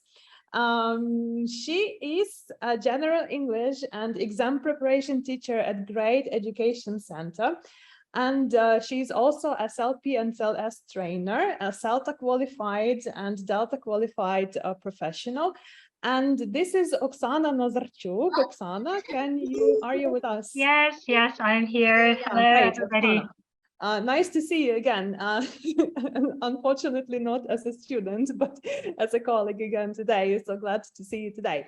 Oksana is going to talk about the question that teachers, like the most frequently asked question by the teachers to students, right? Do you understand, right? And hopefully not. Yeah, and she knows different ways to avoid these questions, and actually she is going to share this in her session right now.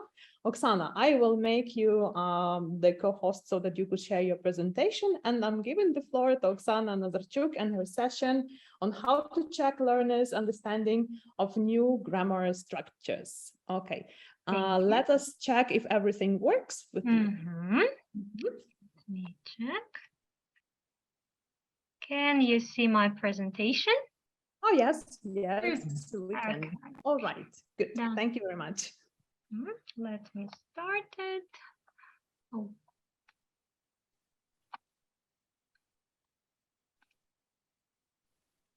Oh, it's really slow. So, as Yulia has mentioned, today we are going to talk about avoiding this common question, do you understand? Yeah, we overuse it sometimes, and I did so myself. So let's look at ways of, first, let's discuss why we should avoid it, and secondly, look at ways of doing so.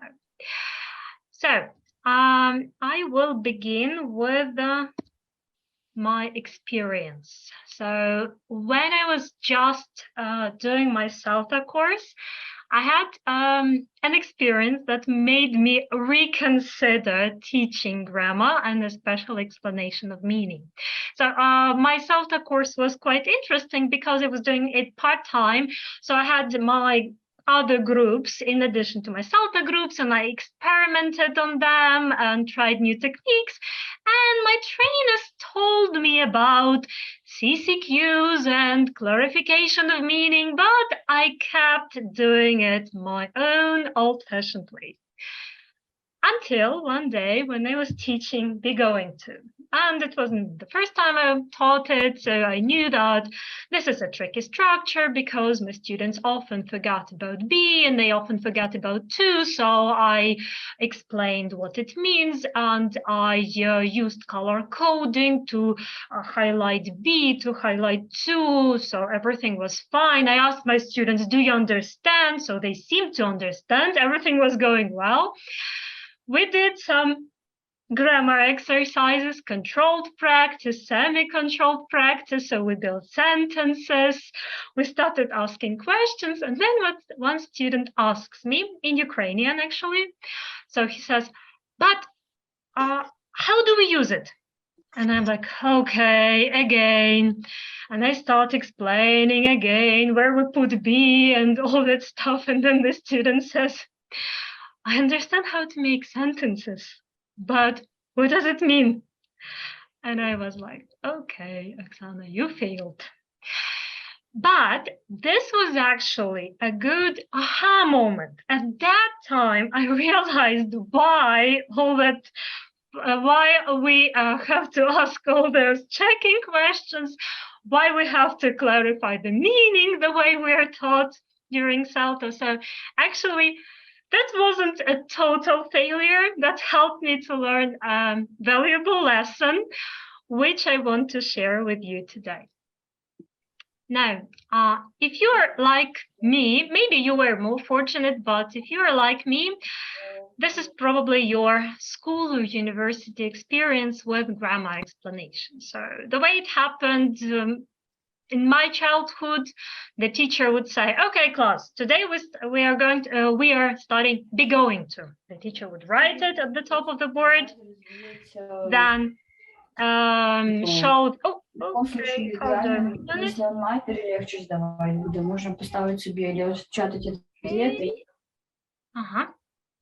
So the teacher would write the name of the structure, then write explain in detail and write the structure of it, so how to make positive sentences, negative sentences, and then at the end there would be this sentence, how to use it. There will be the rule.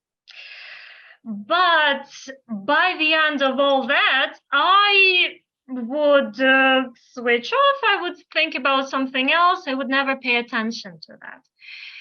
And somehow I learned this way of teaching, and to be honest, at the start of my career, that was the way I taught grammar, unfortunately. However, that experience plus my CELTA course taught me that no, we do it differently, and we always begin with meaning first. That my CELTA course taught me that there are three aspects of teaching grammar, not only the form, not only the structure, how we put words in the correct order in sentences, which endings to use, but we start with meaning. We explain to our students what the structure means, how to use it, when to use it. Then only after that, we focus on the form. And only then only after that, we even practice pronunciation. But why do we start with meaning first? So it's not just for learners to understand what the structure means. Yeah, it's logical, but it's motivating for our learners. So when they know what it means and when we use it, clearly, they will be motivated to apply their knowledge in speech or in any situations where they need English. So it motivates them to keep using the structure. And because it ensures further use, it also ensures students' improvement. And moreover, discipline. If you teach teenagers or kids, you probably know that if they don't understand something, they start misbehaving.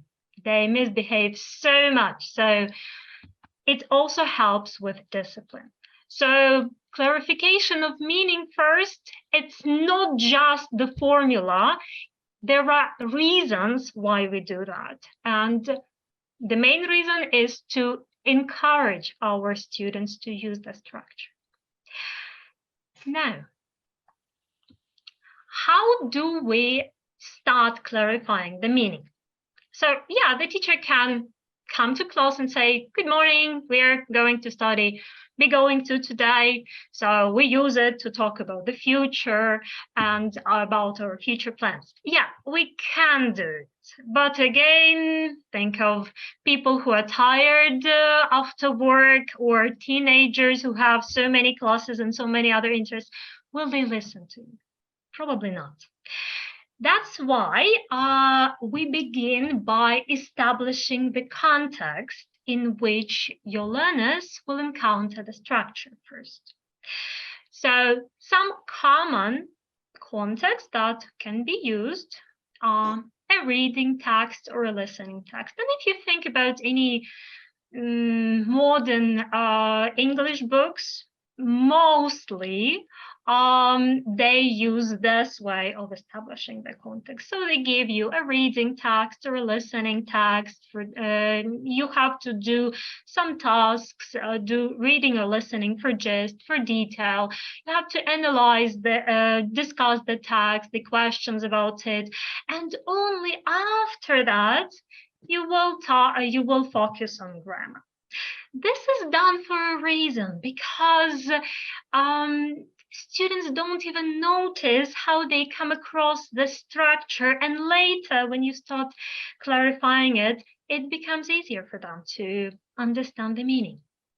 But it can also be an anecdote or a personal story told by the teacher. For example, let's say you're going to teach past simple, and you begin the lesson by telling your students about your last weekend, something extraordinary that happened last weekend, and tell them the story. They are interested in the story. They don't pay attention to the tenses, but you introduce these to your students at the same time. Or it can be a lead-in discussion. Let's say you are on the verge of the summer break, and you can ask your learners, so what do you want to do this summer? And you ask them about their plans. What are your plans? And they give you they share your plans with you, and you note them down on the board using the structure, but not without focusing on it yet. Or it can be a picture and its description. For example, it works really well for present continuous, where you show the picture and you describe what's going on there. It works well for comparatives and superlatives, because you can visually show the differences. For example, Tom is taller than Bob. So Tom is 1 meter 80 centimeters, but Bob is just 1 meter 60 centimeters. So Tom is taller than Bob. You show the pictures and it's clear. So it's also the context. So there are different ways you can establish the context and help learners notice the structure. But before when you choose the context for your lesson, you also need to evaluate how good it is. So in order, for example, to choose a good reading text, it's necessary to make sure that the structure is used in this text a lot. So there is a lot of repetition of the structure, and your learners can see it, can notice it later on, and you will use these sentences for your explanation. But it's also important to make sure that the structure is used naturally in such a way that doesn't draw too much attention. So students will understand from the context what it means, and the structure itself won't be the main focus for them. The story, the information in this text will be more important. And clearly, the meaning of the structure should be made obvious through this context. If all these aspects are present in the text, for example, that you want to use, or in the story that you're going to tell, then the context that will be quite helpful and will enhance your teaching. Now, so how do we work with this context? So we read the text, we made sure that the text that we want to use, it uses a target language. Often that the meaning can be made is obvious, so students can understand the meaning. And you also made sure that it's natural use of the structure. So what do you do next? You focus on example sentences.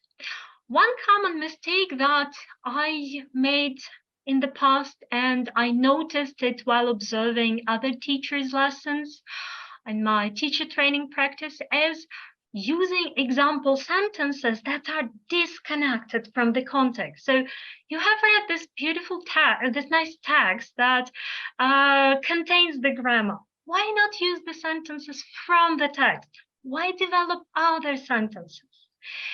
So take the sentences from the text. Let's take just one sentence. For example, in this case, I chose this marker sentence from the text. So we read the text about, we discussed my plans for the next year. So I chose this sentence and I write on the board, I'm going to study Spanish at university. I underline this, I'm going to study, but I'm not focusing on the form yet. And after that, I have two choices. I can tell my students, so look, I'm going to. This structure is used to talk about future plans. It's possible, but I can engage my students more by asking them questions. So I can elicit the rule from them. Why is it better? Because they will be more focused throughout the explanation. They won't start thinking about something else. They will start analyzing the language at once while looking at the structure and while trying to answer my questions. And even if their answers are wrong, still they will learn something about the structure. So at least they will learn that, no, it's not about the past, even if, for example, they believe it's about the past. So that's why I start nominating them. I start asking questions. I elicit the rules from them. How do I do that? By asking just some simple questions. For example, about this question, about this sentence, I'm going to study Spanish at university. So the first question will be, is it about my past, my present, or my future? So future. Okay, good. Then I can ask them, is it my plan? Yes, it's a plan. Do you think I made this plan now while speaking to you or before? Okay, before. Good. So in this case, I elicited it from them. But what's important, I do not nominate.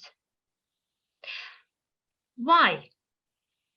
Because this is the first time they encounter the structure. And I'm talking here about elementary students who see the structure for the first time. So this is the first time they encounter it. Yes, I made sure that the meaning will be clear from context by choosing a good text, but I can't guarantee that all of them understood the meaning clearly. That's why at this level, at this stage, I just elicit, and it's okay if stronger students answer the questions. It's fine. They help everybody understand. So I ask, is it about present, past, or future? And they say future. I say, good, yes, future. I can even note it down on the board. Then I ask them, is it my plan? Yes, yeah, good, it's a plan, yes. So I elicit from them, and it's fine if stronger learners say it. But what's important, at the end of this eliciting session, I need to summarize the rule. Students still need to hear the rule from the teacher. They helped me reconstruct this rule by answering the questions. They analyzed the language. Now I praise them for their good work, and I say, good job, you helped me. Now let's summarize it. So we're going to talk about future plans, which we made now? No, which we made before. Good. And I put it on the board, or just make notes on the board, etc. Do you think that's enough? We can start practicing the structure in using grammar exercises next? No, not yet. Actually, this was my mistake. That's what I did with this grammar structure. When I had the student asking me, so what does it mean?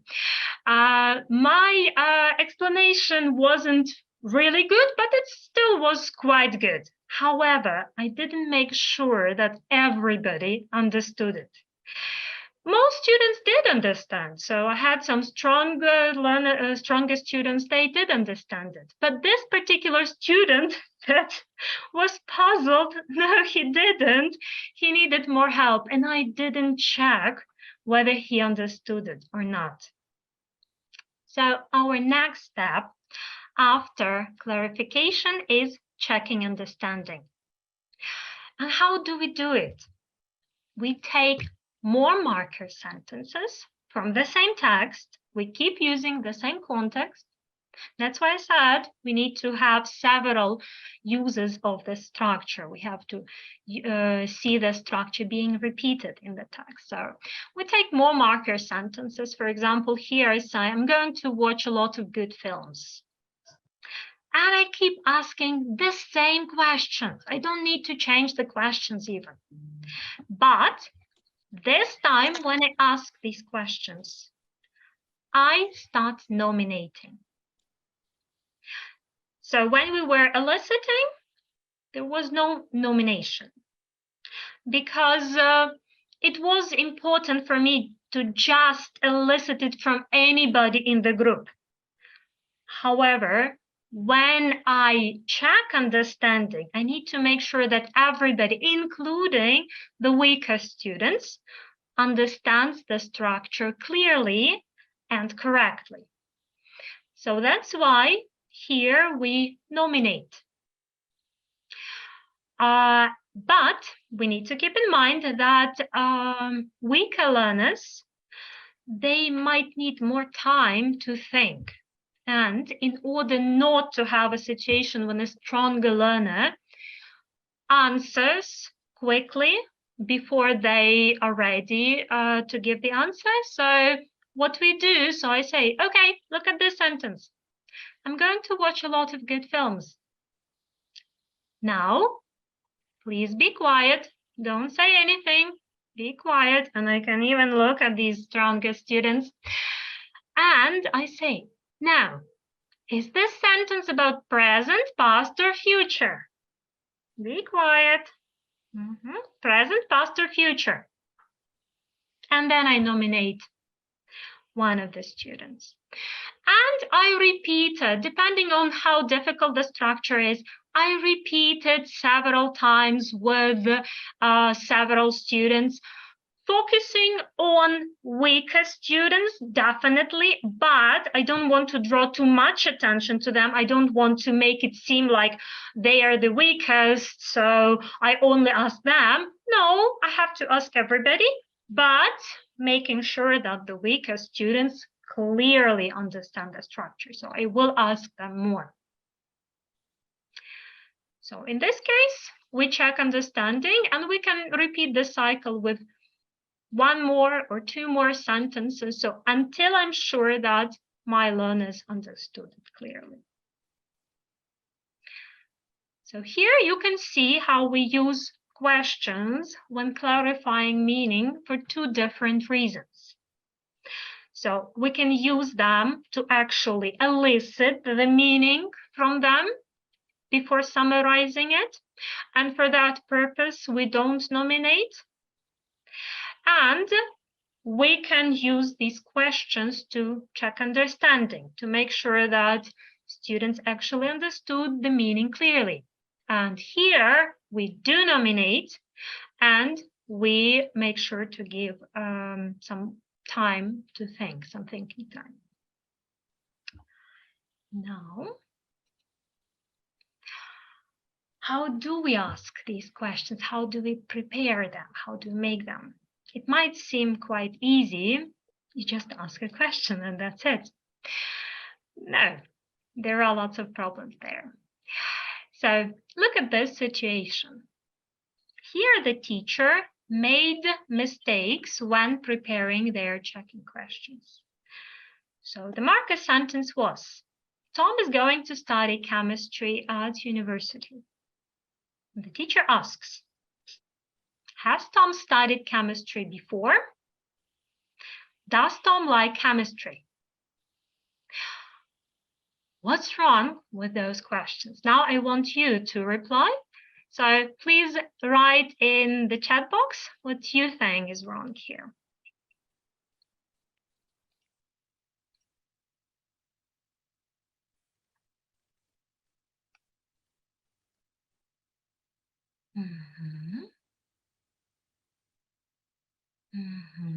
Good, okay.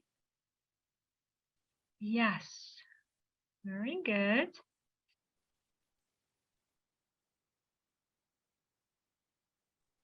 Can I tell? Yeah. It will be quicker than writing. There is no context. We can't understand from the text. We don't know exactly. Okay, but this sentence was taken. This sentence was taken from context. So we imagine that there was a reading text. The sentence was taken from context. But we don't know exactly what was before. Yeah, we and his preferences. And his preferences, nothing. Okay, just a second. I stood. Okay. Here the main problem is that the fact that Tom, whether Tom studied chemistry before or not, doesn't help us understand the structure. The structure is be going to. The fact that he studied it before doesn't change the structure. So these two sentences, they are not related to the structure. The meaning of the structure is a future plan which was made before speaking. Whether he likes it, whether he has studied it, it makes no difference. So when we prepare these checking questions, we need to make sure that we address the key meaning of the structure. We can't just ask anything. We have to address the meaning of the structure. In one of my favorite books on checking questions, concept checking questions and timelines, if I'm not mistaken, I will include it in recommendations. It is recommended, so they give a recommendation how we can prepare these checking questions. So we break the meaning of the structure into pieces. For example, be going to means it's a future plan which was made earlier, not at the moment of speaking. So future plan, which was made earlier. And so that's moreover, why intentions, of course. intention and or intentions, intention, yes. future plan or intention, yes. So that's why we ask the questions this way. Intention might be a more difficult word for A2 students. That's why we can use the word plan instead of intention. But they mean approximately, the meaning is quite similar. So that's why we ask these questions. Is it about future, present, or past? So future. Then, is it my plan? Yes, it's a plan. Or is it his plan? Yes, it's a plan. And did we decide now or earlier? So we broke the meaning into 3 components, and we asked questions about these 3 components. Now we address the key meaning of the structure. These questions here, they don't address the key meaning of the structure. When you ask your student these questions, they will not help you see whether they understood the structure or not. They don't help you in any way. So rule number 1, when preparing these questions, focus on its key meaning, the key meaning of the structure. Then let's look at another problem. And again, we read the text. This sentence came from the text, so students are familiar with the context. Look at these questions.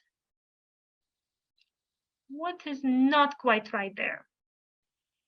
Can you please write in the chat box?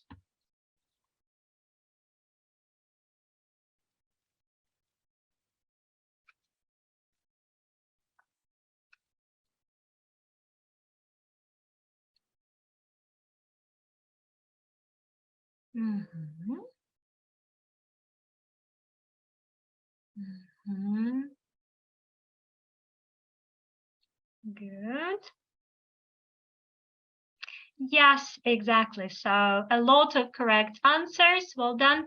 So these questions, they include the target structure. So going to, we can't use the target structure in the question, because if the students did not understand what the structure means, so the question itself is not meaningful for them.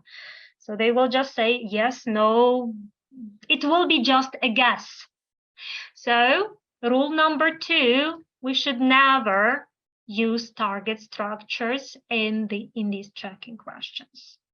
With them, the questions again don't help you understand whether don't help you clarify whether their understanding is correct or not. And then let's look at another common mistake. This question again is not appropriate. Why? Who can help me? Please write in the chat box.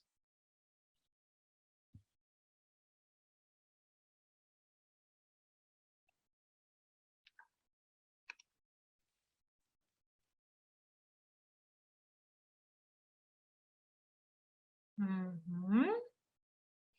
Yeah, exactly. So you are right. The question, the language in the question is too complicated. So be going to is first introduced at elementary level, or sometimes even at A1 level. It depends on the course.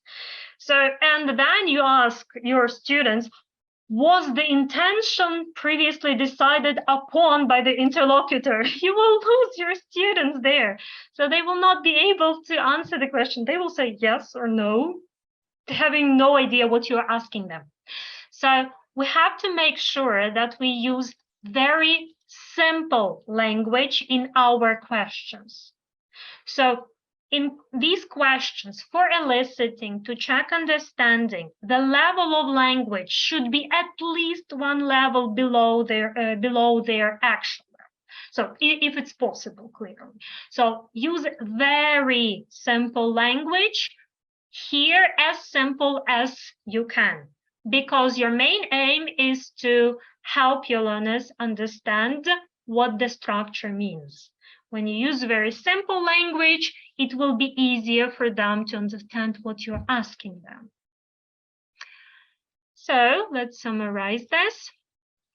So when we ask any checking questions, we make sure to we need to make sure that we focus only on the key meaning of the structure. We don't ask about something that's disconnected from this meaning. Then we never include target language in the question. So if we ask about going to, then there shouldn't be going to in the question.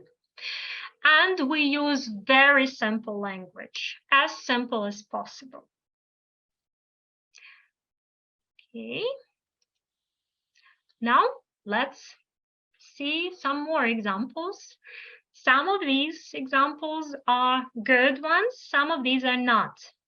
So you have here this sentence. Tom has been to Italy. And again, we imagine that our students have read the text or have listened to a text, so they know who Tom is, they know about his journeys around the world. So now it's only a marker sentence from this text. Tom has been to Italy. And we can see three questions here.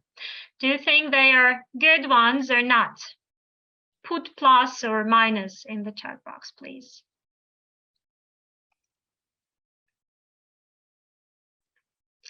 Exactly, right? Yes, I can see lots of minuses. Yes, none of them are good. So, does Tom like traveling? This question is not connected to the meaning of present perfect. Has Tom been to Italy? We use the target language here. Has the time of the sad journey been made clear? The language is too complicated. However, if we look here, what about these questions? Good or not?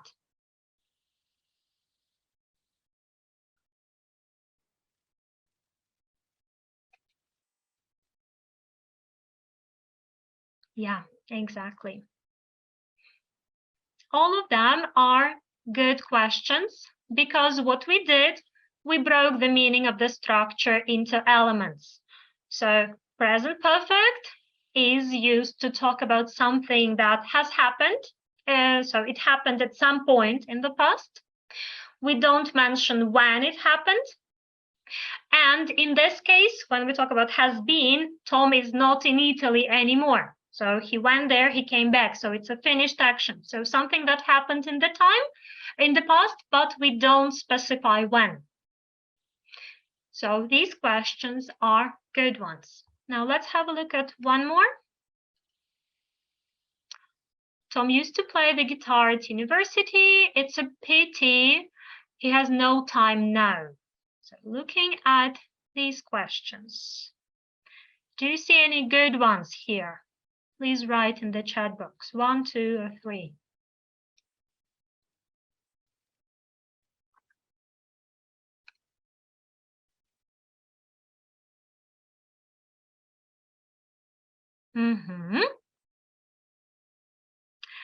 Okay, so number 1 is good. You're right, because it focuses on the meaning. So Tom does not play the guitar now. So used to, he does not do it now. Number 2 is not good because, again, the target structure is being used here. So did he used to? We can't use the target structure in the question. Number 3, again, overcomplicated. Used to, typically introduced at pre-intermediate, sometimes even at elementary. Too complicated for this level. But if we look at these questions, they are much better. So again, we broke the meaning into components.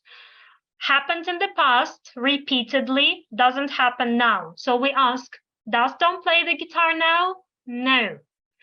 Did he play the guitar in the past? Yes.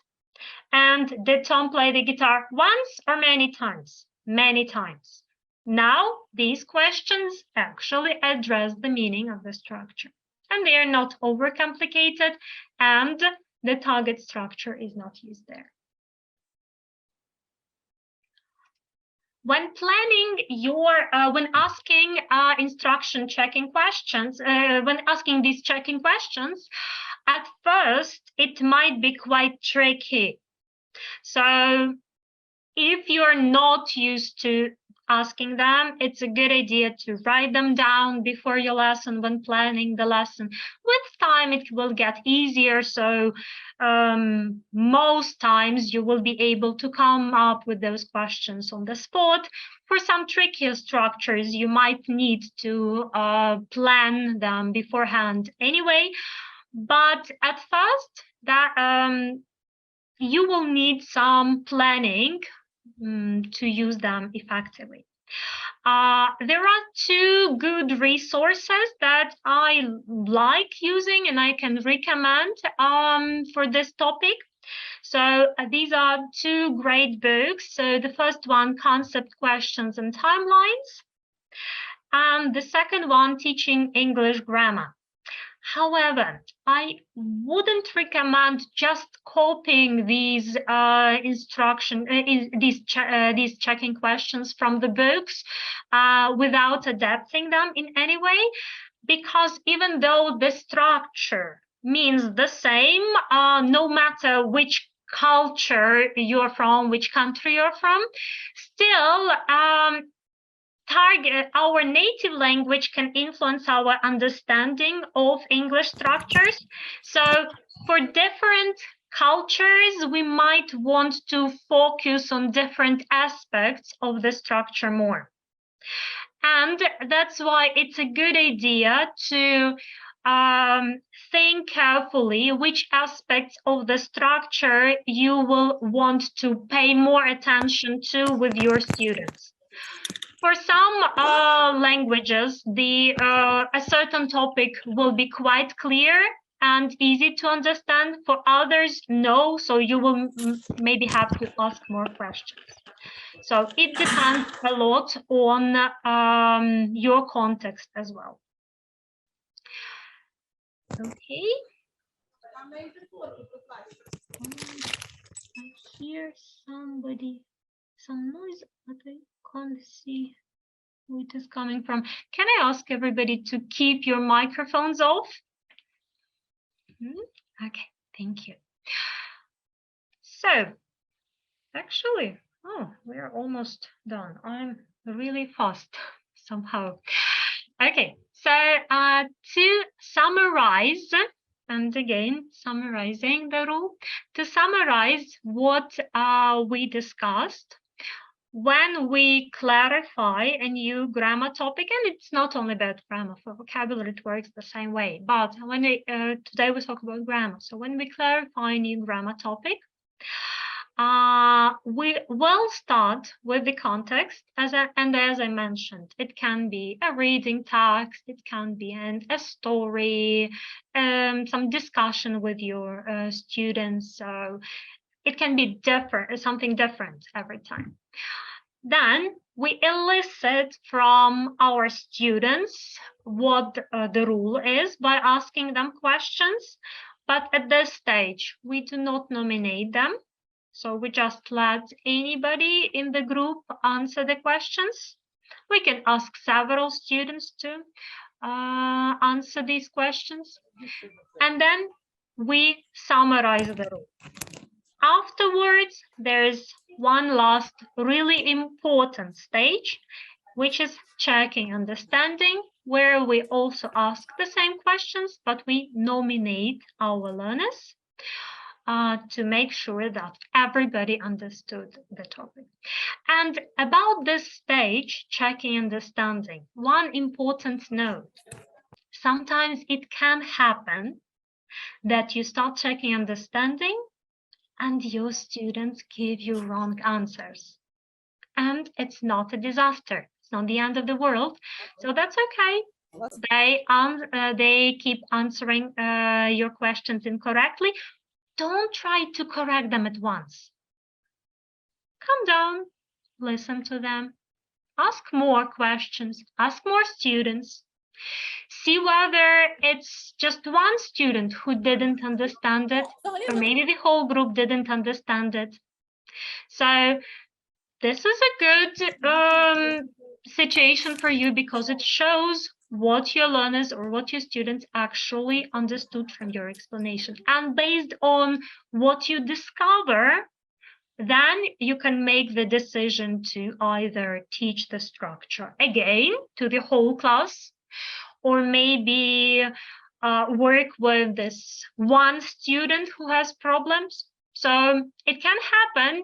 Don't think that if you ask perfect questions that everybody will understand at once, you won't have any problems later on. It can happen that some students will have problems. This is why you check understanding before practicing the structure.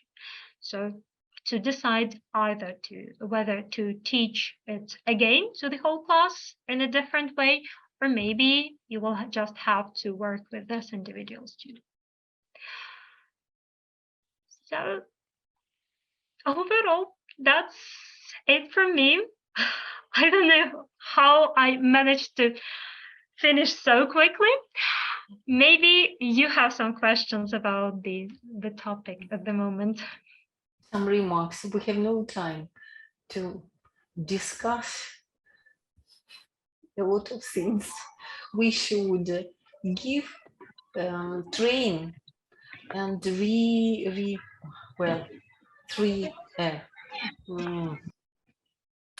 okay, train, and have the results. I think that's all. Yeah, definitely. Yeah, I see the question. So how do we deal with structures which have multiple meanings and such as tenses? So we introduce these different meanings one at a time. Especially at lower levels. We never introduce all of them at once. So one at a time. Later on, when we work with higher levels, then we can summarize, so we can ask separate checking questions for one meaning and separate checking questions for another meaning, but your students have been introduced to them earlier, so then you just quickly ask several questions to make sure that their understanding of both meanings is correct. So then you shorten the questioning process, but ask about several meanings. But at lower levels, you just focus on one meaning at a time. You never focus on all meanings together. And somebody asked about CCQs for beginners. Yes, they do work for beginners. So they work for all levels and even for beginners. It's just that for beginners, you have to be really, really careful with how you ask the question, which words you use. You will use lots of gestures there as well. So sometimes you might have to resort to translation, but again, it will depend on the situation. Usually, it's possible to avoid translation and just ask really clear questions, even when talking with beginners. Okay, and with young learners, definitely please work with young learners too. Okay. And I think time markers in examples. Yes, please do use time markers in examples. They are really necessary as well. Yes. Okay, thank you. I will give floor to our colleague, to my colleague Olena. And if you have any other questions, please write them in the chat box. And at the end, I believe we will have some time for more discussion. So I will be happy to answer them. Thank you for your attention, everybody. Thank you very much, Oksana. It was a really wonderful session. I hope now teachers will not ask that question, do you understand? But they will ask more interesting questions to their students, right? Thank you very much. Let's meet. Let me remind you a few things so that we could work nicely here. Please keep your microphones muted during the sessions because it's really noisy if all of you keep them unmuted, and other participants who are interested in the session cannot hear everything well. Please do not draw anything on the screen, okay? Because the presentations are nicely prepared and we want everyone to see them and to understand what's going on. Let me remind you about the certificates. Most of you will receive certificates because all of you were registered for the event. So we will email them to you on Monday in the follow-up email together with the recording of this event. So if you, for example, missed the beginning or the middle part of the talk, you will have time to watch it again. You will have such an opportunity. And also, let me introduce the next speaker of today's event. It's Olena Bochkariova. Hello, Lena. Can you?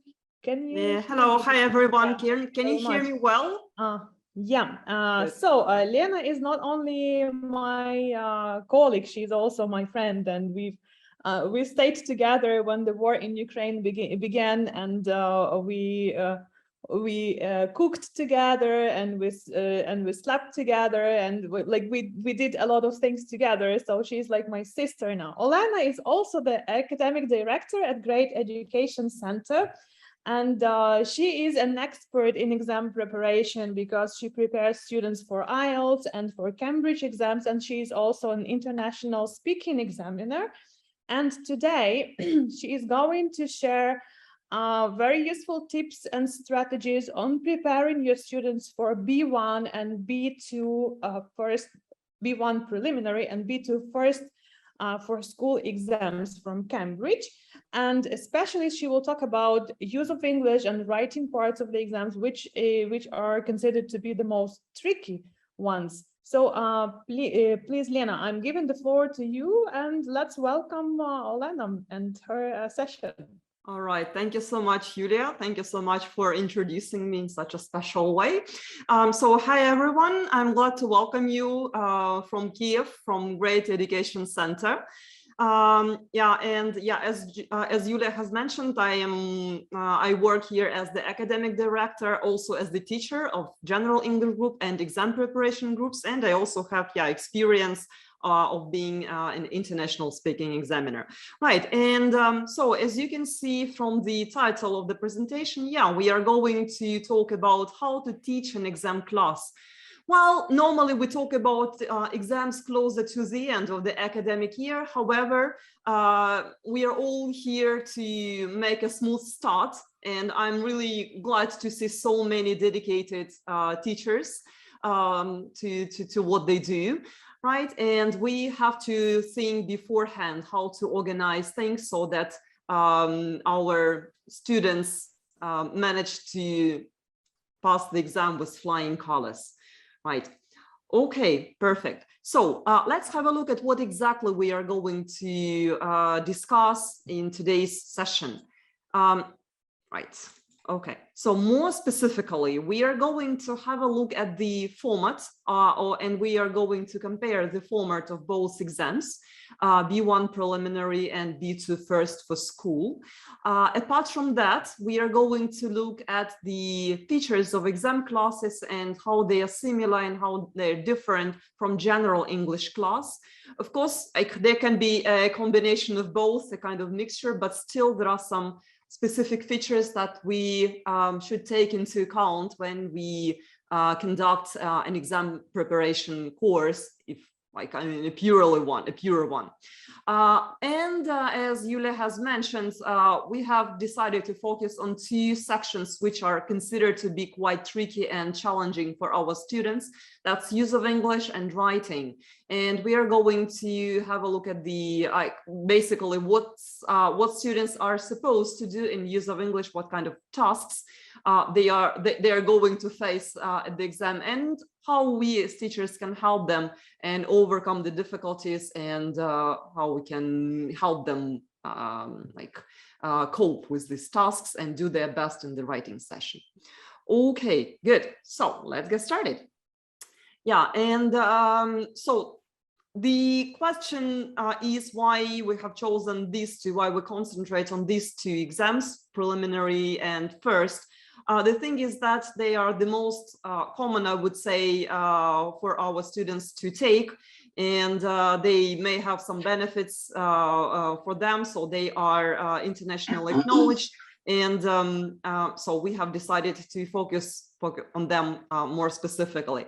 Now, if we talk about the whole range of exams, you can see that, well, if we stick to Cambridge exams, for example, you can see that these are only 2 steps of the whole journey. And I've decided to show this diagram, this slide, just to see where we can find the exams are under the discussion. Right. Okay. Before we start, I'd like to ask you a question concerning your experience of teaching exam classes. So in the chat, could you please type yes if you have had or you are teaching an exam class now?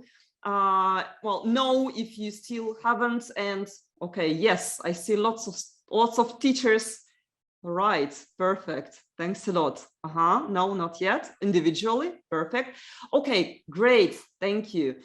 So those who have this experience, could you please specify which exams you are preparing your students for, or if not yet, so could you please again specify which exam you would like to prepare your students for? All right. Okay, I see lots of teachers prepare for independent testing, known as ZNO. Then B2, yeah, FC, preliminary B1. Okay, CAE, perfect. CAT, all right, A2 key. All right, IELTS, perfect. We're not going to talk about IELTS in this session, but still there may be some tips that might be useful. Okay, but mainly I see, okay, right, B2, PET, FC, yeah, okay, good. So then you are in the right place to talk about the exams. And since you have some experience connected with exam preparation, let's do a brief quiz concerning the format, because a good understanding of the format is key both for the teachers and the students, since we know what exactly students, candidates are expected to do in the test. So that's basically the first thing we should familiarize our students with. And we as teachers should also have a very clear idea on what to expect. So let's have, so you can see, hopefully you can see the slide with 7 questions and statements, I would say. And I'll give you some time to decide which exam this statement refers to. So basically there are 3 options to answer. The statement may refer to B1 format only. The statement may refer to B2 format, or both. All right. So just to check if you understood me. So how many answers, how many options of the answers do we have? Can you briefly type in the chat? Okay, right, exactly, 3. So it's either B1, B2, or both. Okay, thank you so much. Now, my dear colleagues, so please take 2 minutes, have a look at the statements, and then we're going to discuss. Please don't type anything now. All right. Okay. So how much time do you have? Okay. Can you type? This is just to check if you got me. So, okay. 2 minutes. Good. Are you supposed to type anything right now? I mean, are you supposed to type your answers right now? Okay. Thank you. No, not yet. Just take your time and think about the statements. Good. Okay, let's start working. You have 2 minutes. Thank you.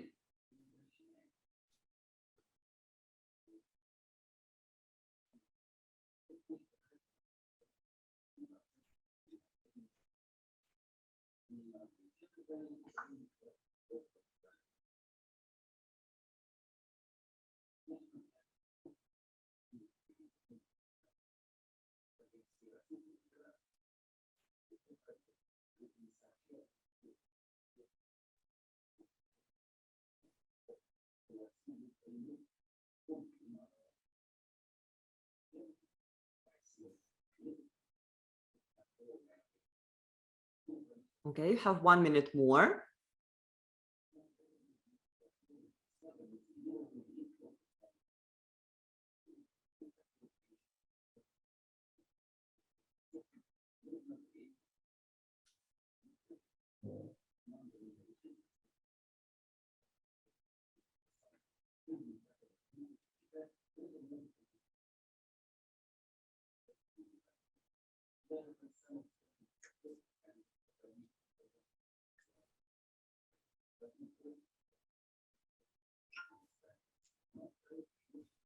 Okay, so let's get started.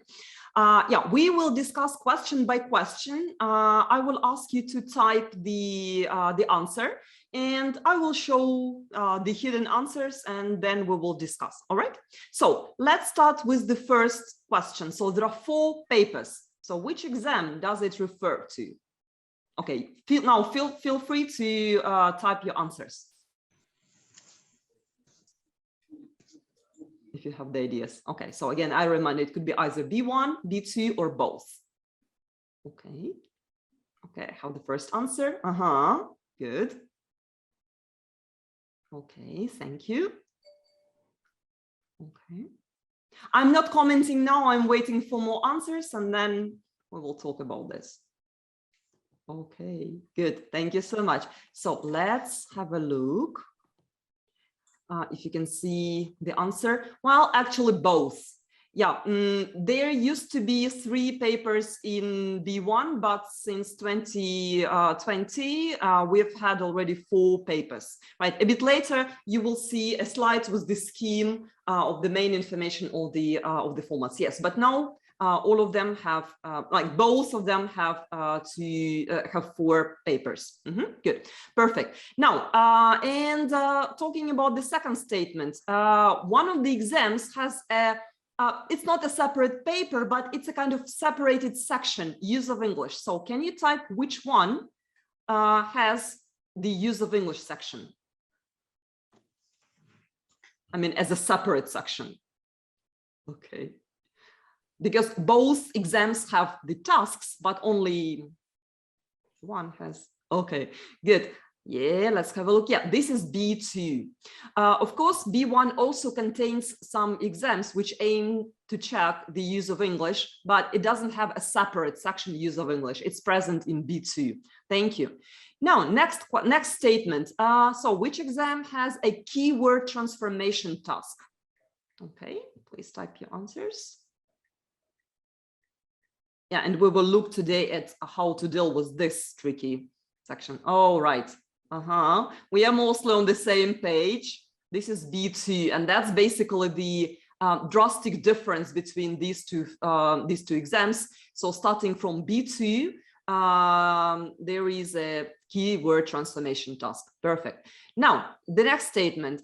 So which exam has has email and story or an article, if we talk about the genres of writing? All right. Okay. Okay, maybe, right? We'll see. Yeah, actually, this statement refers to B1 because B2 exam has a wider range of genres that students are expected to be familiar with. So B1 exam is limited to email and story or article that students can choose. Good, perfect. Oh, the next question referring to reading is quite a tricky one. So which exam, in which exam does the reading paper include multiple choice, gapped text, multiple matching? What do you think about 5? All right. Okay, good. I see some really experienced teachers. Perfect. Okay, good. Both. In this case, both exams contain this format. Again, that's a recent change dated as of 2020, sorry. Yeah, but both exams include this. Good. Let's move on. In which test do test takers listen twice? Okay, that's clear. Good. Well done. Yep, in both. So basically in all Cambridge exams, we listen twice. Good. And the final question, the speaking includes an extended turn aimed to describe a photo.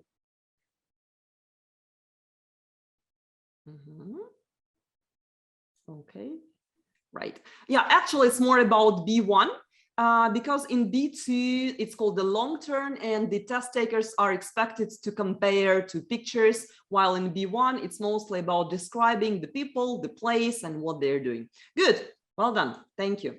Now let's have a look at the format of both exams in more detail.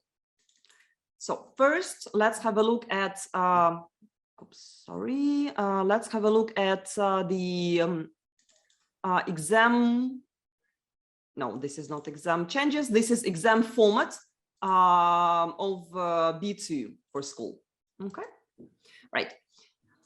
So you see that there are 4 papers: reading, writing, listening, speaking. So usually reading, writing, and listening go all together as the written part.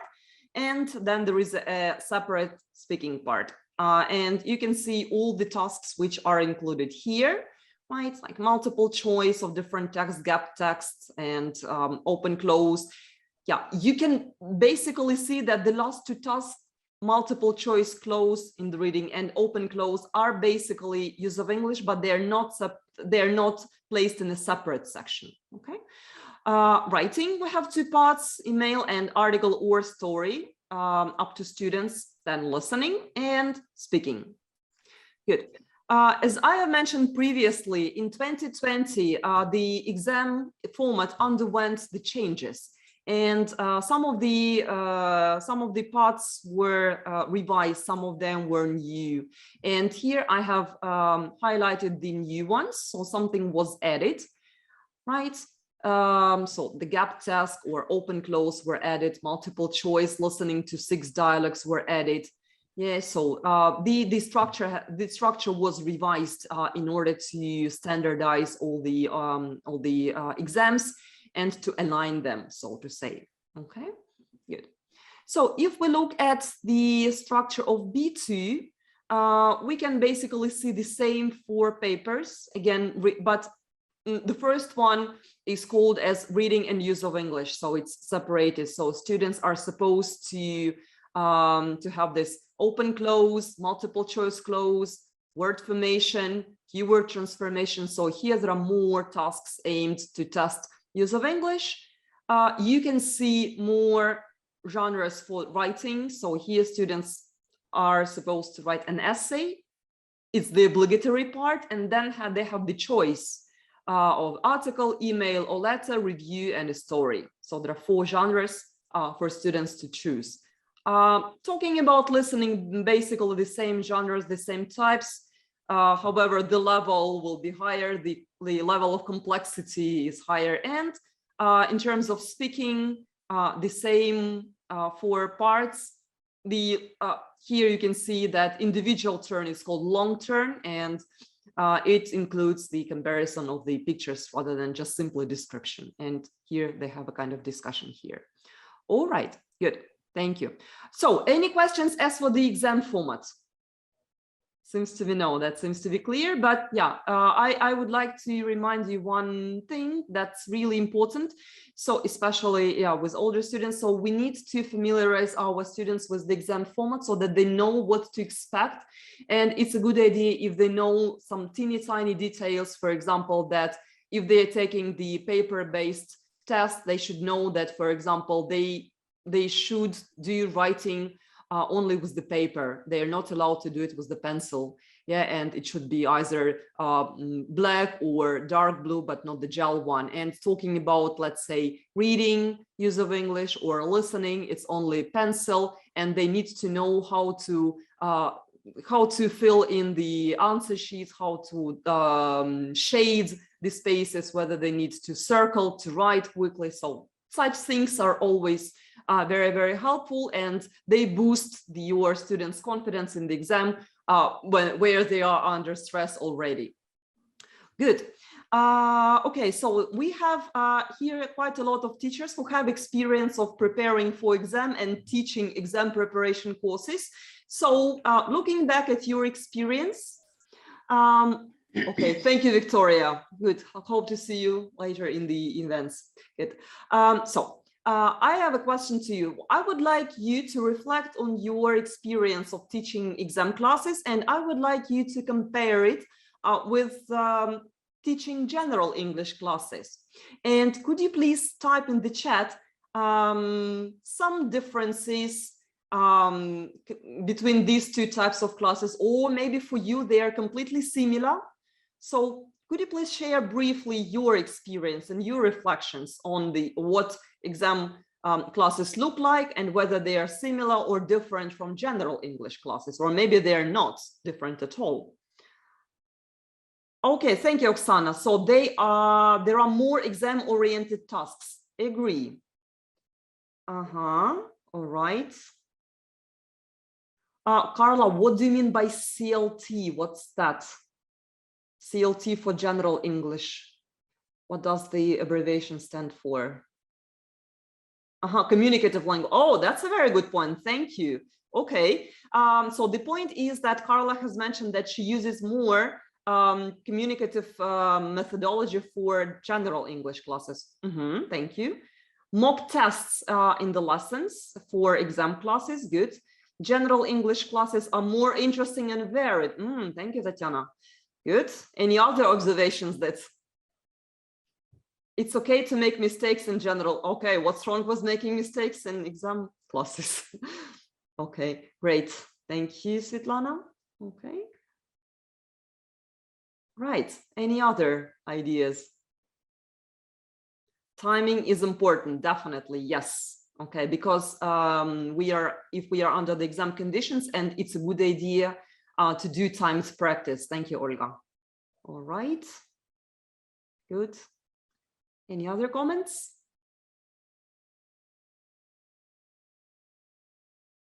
Yeah, if you have some ideas, feel free to type them. We are here to share the ideas. All right, exam classes are different. The teacher is a coach, preparing the candidates, focusing on answer strategies, equipping with data and good time management. Thank you. Great. That's a nice idea. Right. Different strategies. We don't have much time. All right. So the common thing, one more, we integrate exam preparation. Yeah, that's another good point. We can also integrate. Look the same, but close and more of the exam. Okay. So basically, we have come to the conclusion that we do a lot of exam-oriented tasks. Exam classes are less interesting and less varied. We don't use that much of communicative methodology.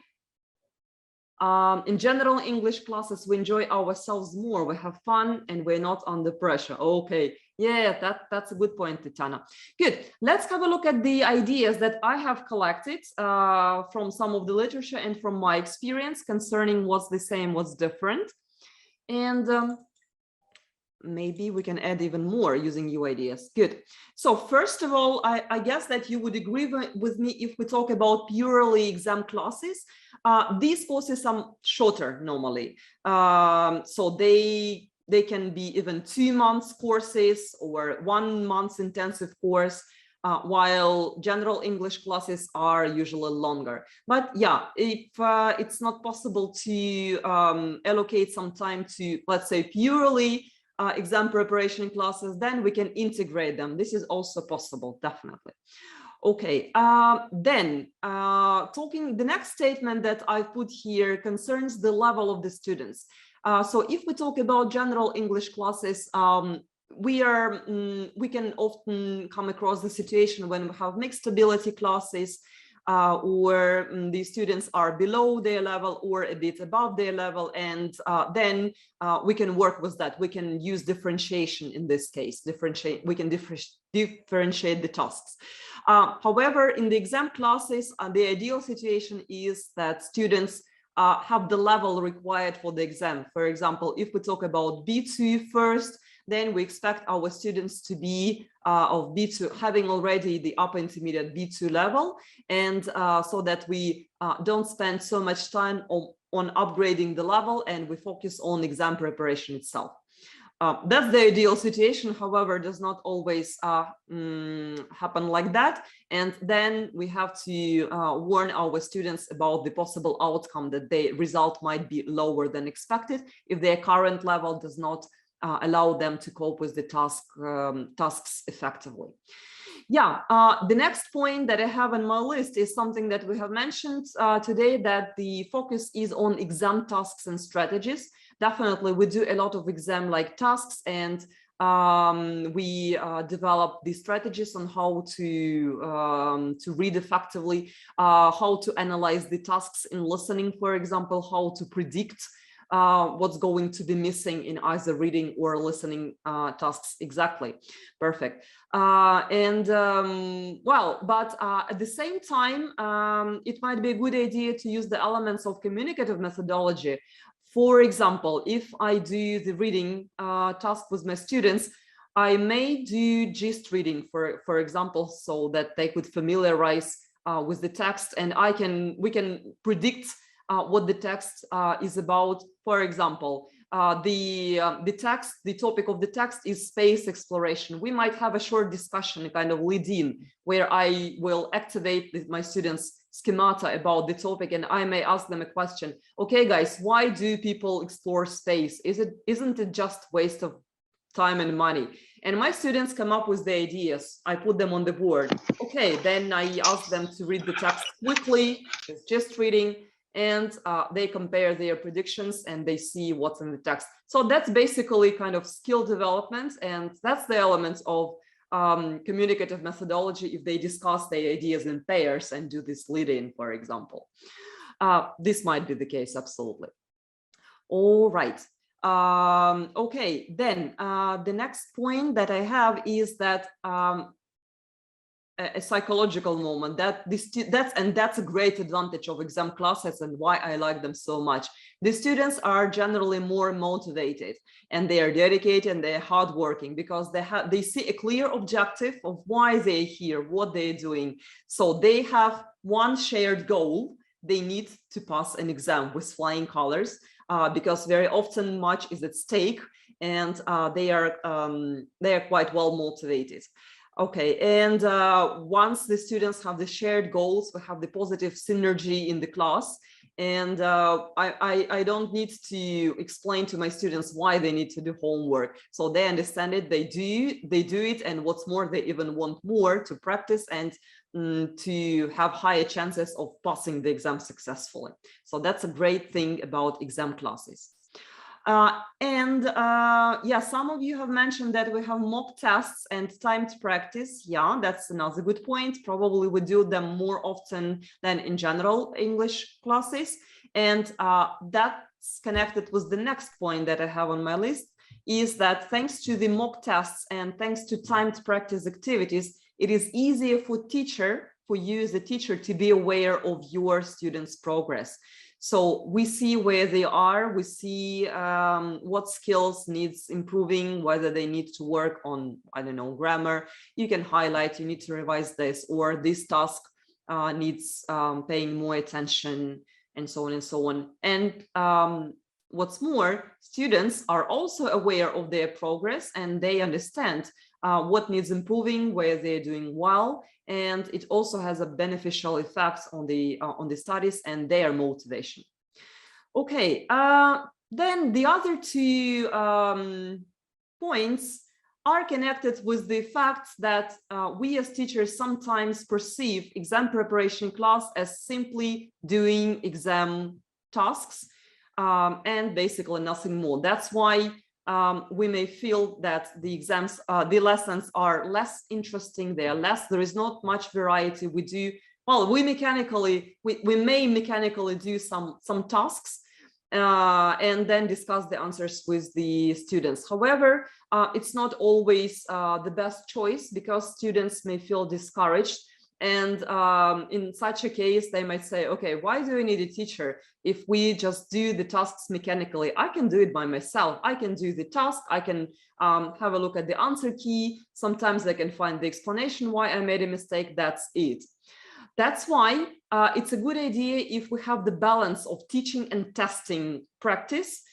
Definitely, we need to focus on exam tasks, and we need to do mock tests, timed practice, and so on. But at the same time, it's a good idea if we develop the strategies, we discuss with the task, we explain why there was a mistake, and we develop also other skills and sub-skills. Let's say if we talk about listening, or if we talk about reading, writing, and so on and so on.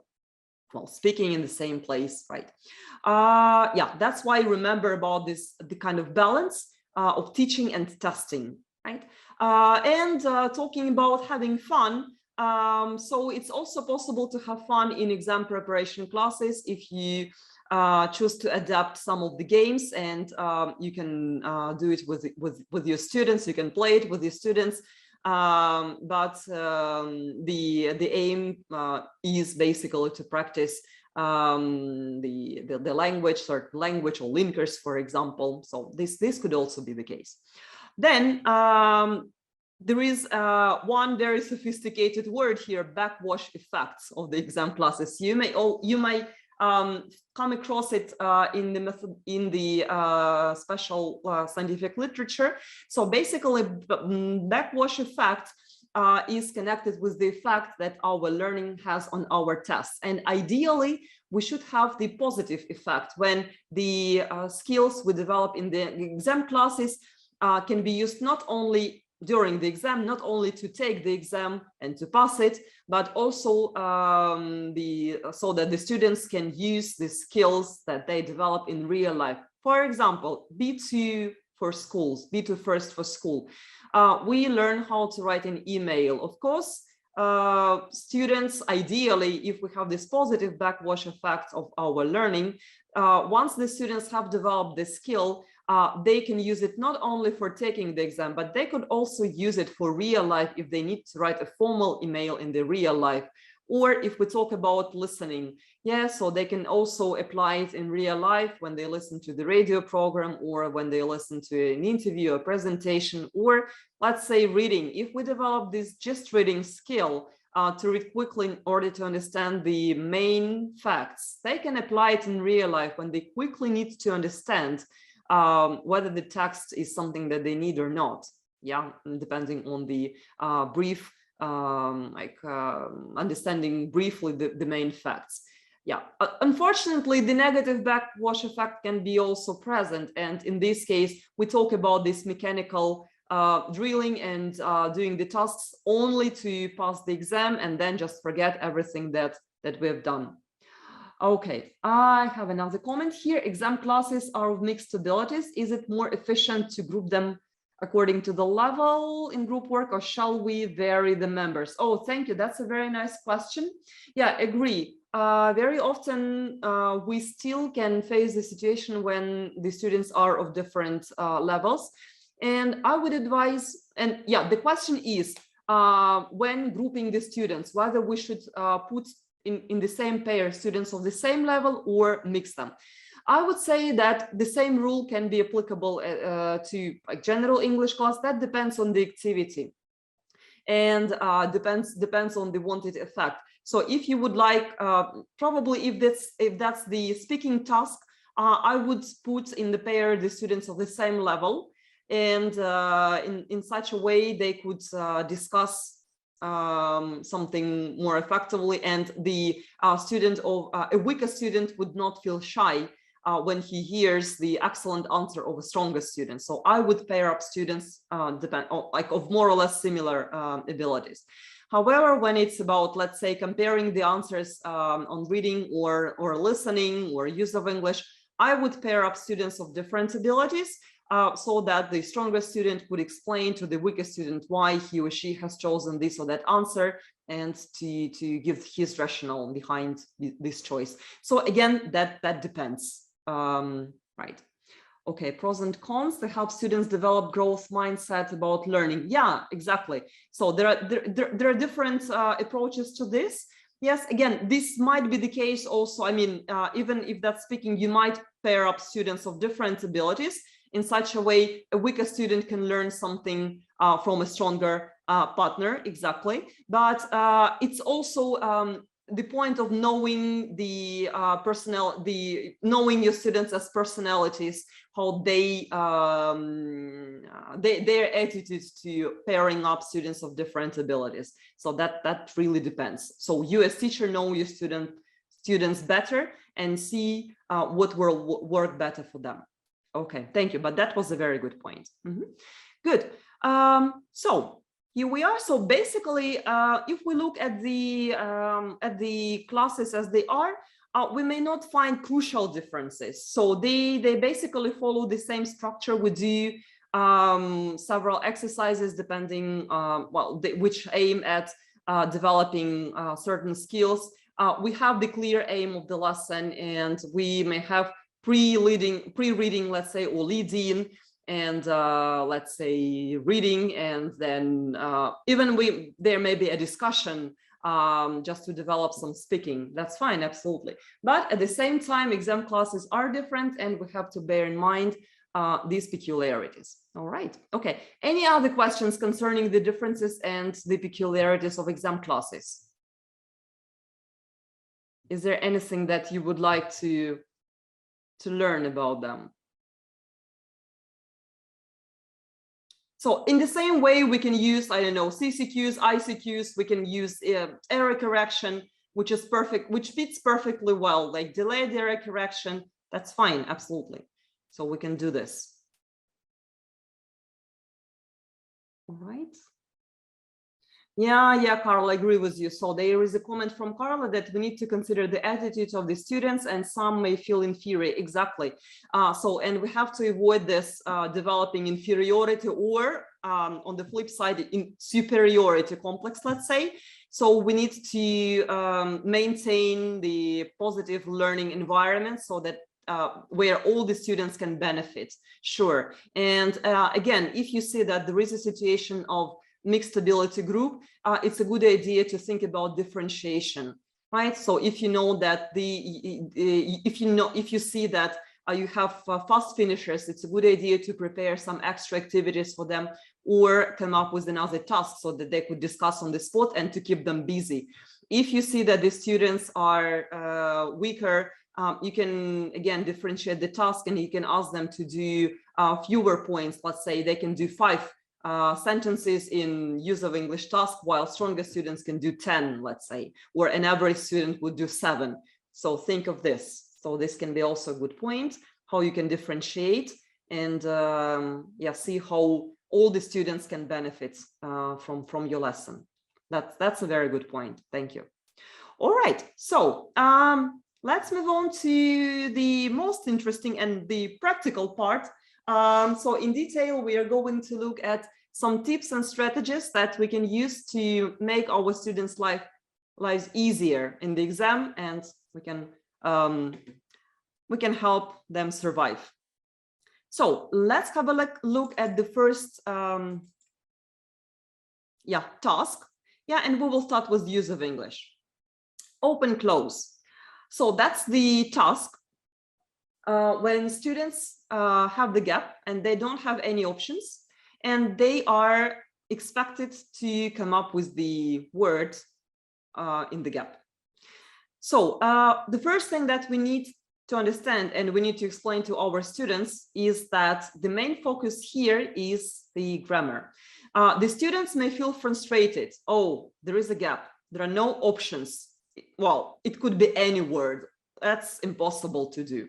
Well, you need to explain to your students that this task aims at grammar, and the missing words are usually pronouns, articles, quantifiers like some, any, a lot.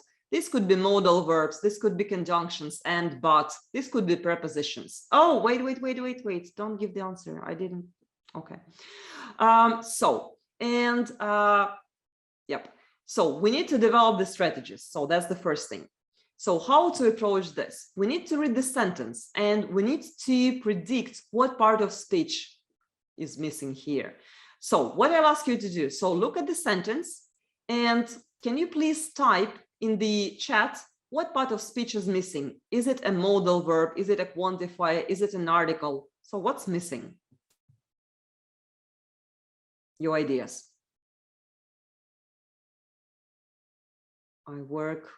Adverb, okay. Adverb meaning like slowly, quickly.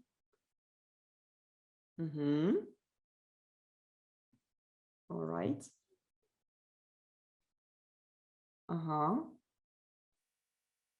Okay. Did I ask you to give the answer, guys? Listen to my instructions. No, you need to write the part of speech, nothing more. Thank you. Okay, good. Yeah. All right, some more ideas. Yeah, so we can qualify it as the basically preposition, right? Okay. Yeah, so that's yeah, exactly. So basically a preposition. Sometimes okay, this could be conjunction or preposition. All right, then the next step is that we need to pay attention to the words around the gap, and there might be a set phrase, or if that's a preposition or a conjunction, it is used together with the verb. Now, if you have your ideas, you can type. Some of you have already the ideas. Could you please type your answer in the gap? Okay, good. Thank you.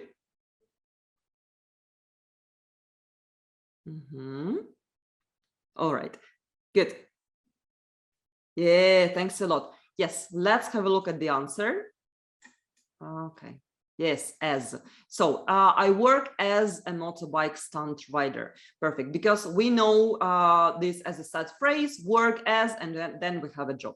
Yeah, so the important things here, yeah, like we explained to the students what can be missing. Again, please comfort them. Make sure that they are not worried that it can be really anything. No, the choice still is limited. First of all, by the parts of speech, let's say. Then secondly, we need to understand the part of speech that's missing, and then look closely at the words before and after the gap and see what can be used here. Good. Okay, thank you. Let's move on. Another task is quite similar. It's also open close, but as you can see, we have the options. So here there may be a wider variety of the missing words. So this could be, the missing word can be a part of a set expression. This could be a phrasal verb, linker, and so on and so on. Ideally, we can do the following. Basically applying the same strategy. Let's look at the sentence and let's do it with 0, because here there are no options. So let's have a look at 0 and try and predict the part of speech that's missing, but not the answer, guys. That's important. Please type in the chat the part of speech that's missing here. Is a of history. Okay, agree with you. That's an art. Yeah, that's a noun. Good. How did you understand that that's a noun? What helped you? Noun in singular. Yeah, perfect. We have an article. Meaning is like only one word is missing. Yeah, that's a noun. Okay. So, and the important thing, yeah, of, perfect. There is a preposition. And what can you tell me about the, okay, that's more refers to pronunciation, but will the first sound be consonant or vowel? Yeah, that's right, because we have article A. Good, that's right. Okay, so genealogy is a of history. So we understood that this is the noun, this is singular, the first sound should be consonant. Now, your ideas, could you please type the answer? All right. Yeah, and here it's about the collocation, because we are talking about a kind of Science. All right. Yes. So in this case, normally the answer is branch. It's a branch of history. Yeah, as one part, because if we imagine or compare history with the tree, then genealogy will be a part of it. So it's a branch of history. Normally we can put it this way. All right. Branch of history. Okay, good. Now let's do the same with one. Here the options are given, but let's imagine that we don't, let's ignore them for a second, and let's do the same. In one, again, let's predict, let's analyze what part of speech is missing here. So number one, what part of speech is missing? Yeah, I agree with you. We can qualify it as an adverb. All right. Okay, good. Yeah, but we have already the choice here. And let's decide which one to use here. So could you please type the answer?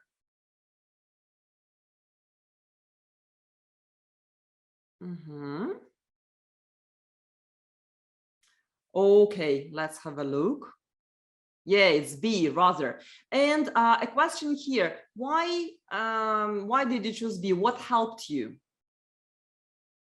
Yeah, exactly, Veronica. Yes, we have then, and we know that this is a kind of set expression rather than when we have a kind of comparison here. Yeah, we normally know that instead goes with of rather than, and so except for. Exactly. Yeah, so that's why anytime we have the gap and we need to complete the gap with the missing word, well, here it's clear. And yeah, ask your students to look at the words around the gap so that they might have a fixed phrase, or as I mentioned, phrasal verb, linkers and other expressions. Good, well done. Now, let's have a look at another task, which is more typical for B2 first. Word formation. That's the situation when we have the text and we are supposed to write the derivative of the word given in a separate section. So the same story. We look at the gap and we try and predict what part of speech should be used here. Okay, thank you. You already know what to do. Perfect. Yes, definitely. We need a noun here. So China is currently the largest noun. Yep. And we can also think if there can be nouns that define a person or an object. We need to think also about this. Good. And now we have the word product, which is already the noun which is used to define a non-living object. So let's think about another noun that we can use here. So feel free to type your answers.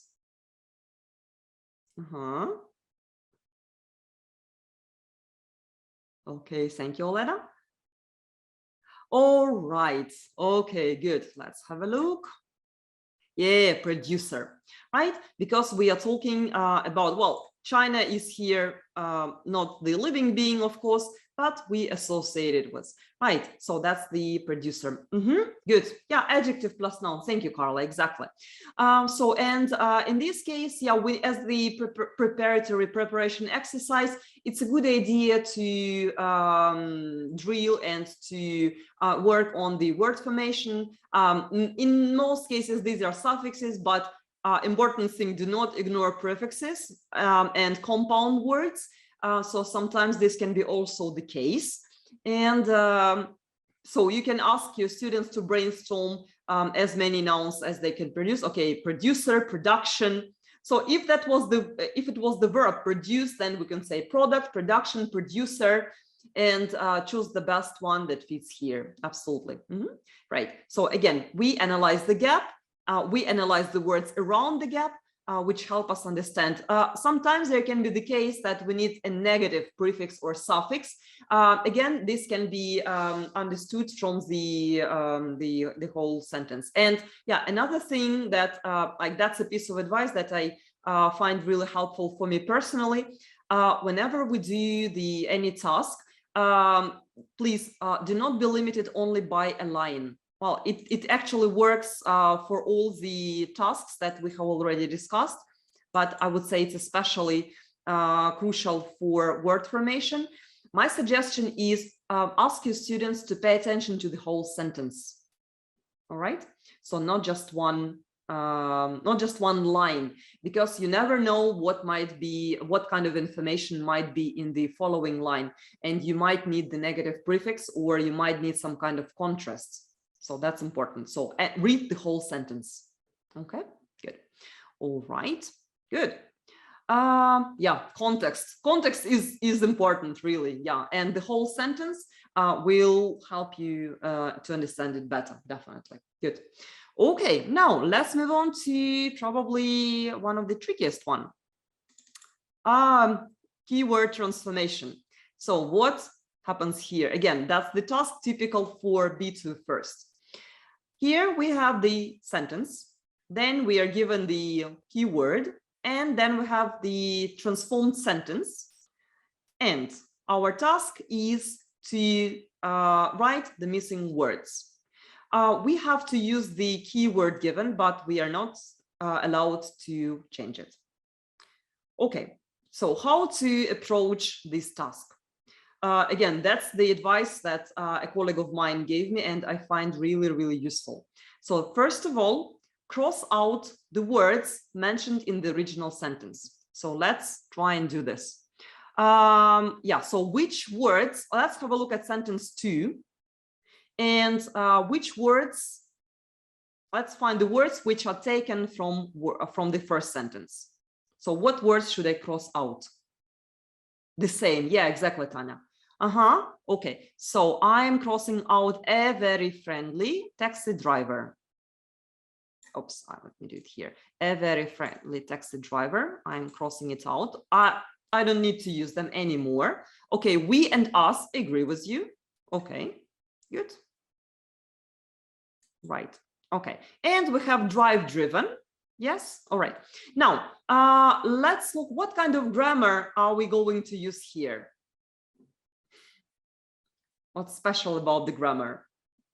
Yeah, the passive. Okay, and we need to, yes, okay. Yeah, some of you have given the answer. So those who also have ideas as for the answer, could you please type the missing words in the chat? All right, okay. All right. So, oops, just a second. Let's see.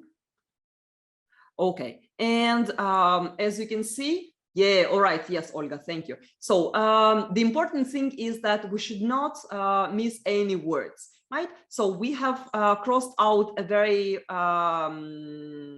friendly taxi driver, us, well, drove, driven, the same, but please do not miss into town, yeah, right? Because the answer might not be considered as the correct one, like full and correct answer. So yeah, so we were driven into town by a very friendly taxi driver. Yep. So again, cross out the same words mentioned in the original sentence. Looking at the way the sentence starts and looking at the keyword, we can understand what grammar is needed. Okay, the passive. By the way, some of you mentioned that here we might use past perfect. Do you think it's a good idea to use here past perfect? Can we change the grammar of the original sentence in this case? Yeah, exactly. No, it's not a good idea. So here it's not justified. Since we are given the past simple, we just turn the sentence into the passive. That's basically it. And we keep the same grammar. Good. Yeah. So that's the idea. All right. Thank you. Any other questions concerning use of English section? Yeah, so basically drawing your students' attention to these tiny little things will be really valuable and effective. And once they understand how things work, what to pay attention to, so they will do their best, definitely. All right, good. Now, writing, another tricky part. And talking about writing, the important thing is to be familiar, you personally, and to familiarize your student with the criteria that the examiners use to evaluate the paper. Because knowing the criteria, we will see if our task meets these standards or not. Our paper meets the standards or not. So what do examiners look at while they are evaluating the paper? So they look at the content, first of all. That's basically whether you wrote what you were asked to. So did you mention all the details in your essay which were covered in the task? So did you mention some main points, or did you describe the pictures in your story, and so on and so on? So that is the first thing. We need, our writing should match the task. All right. Then the criterion that is called communicative achievement. And in this case, we need to look at the style, whether you're writing too formal, too informal, or just right. So if that's the letter of complaint, it should be formal, but at the same time, it should not be aggressive. It should be polite, because English is a very polite language. And if that's a letter to your friend, again, it should be written using the right style, right? Okay, there is a statement here. Yes, with advanced learners, I draw the attention to the difference in the voice and mood when using the passive. Yeah, exactly. Thank you. Right. So here we are talking about these style conventions in most cases, right? Again, bearing in mind who we are writing the letter to, yeah, and whether all the formalities are used here. Then organization. Paragraphs. So does your writing have paragraphs? Basically, do you link paragraphs and sentences? Do you use linkers and linking words? Is what you have written is logical? Is it a logical flow from start to finish, so to say, right? If that's a letter, so there should be salutation, there should be introduction, and there should be a part where you need some action from the addressee, and so on and so on. Right, so that's also very important. And the language itself. So that's the range of grammar and the range of vocabulary. So did you use some sparkling words, or is your lexis quite basic? Did you, yeah, mistakes are crucial here, spelling mistakes, grammar mistakes, and so on and so on. Yeah, so these are very important things. And once your students understand that, what the examiners look at, they will be more aware of these points while they are writing. All right. Yeah, and some basically practical tips that we can use to tell our students while they're doing. So the first thing is, yeah, like I say to my students, well, basically doing anything, we need to read the question and the task carefully. We need to understand the important part. Why? Remember about the criterion of content, because we need to, we should not miss anything important. And very often students do not read attentively the task, and then what they write does not match the task, and they go off topic, and that's why they lose points. So first we need to analyze the task. Yeah, so what should we do here? Okay, that's an essay, or that's a story, or like there is a choice. Yeah, and if that's an email, who am I writing to? Should I use the formal, semi-formal, or formal style, and so on and so on. Right, so analysis comes first. Then it's a good idea if you practice with your student making a plan. Yeah, referring to the question, looking at the opportunities to develop the idea. Yeah, showing, yeah, so brainstorming the ideas. First come up with the ideas. So, and you can discuss with the students, so what could be the cases here? If that's the, I don't know, cause and solution essay of, let's say, traffic jams, so you can brainstorm the problems, yeah, that cause traffic jams, and then you can discuss the solutions, right? And then it's a good idea, see how they can develop these ideas, what supporting details they can provide.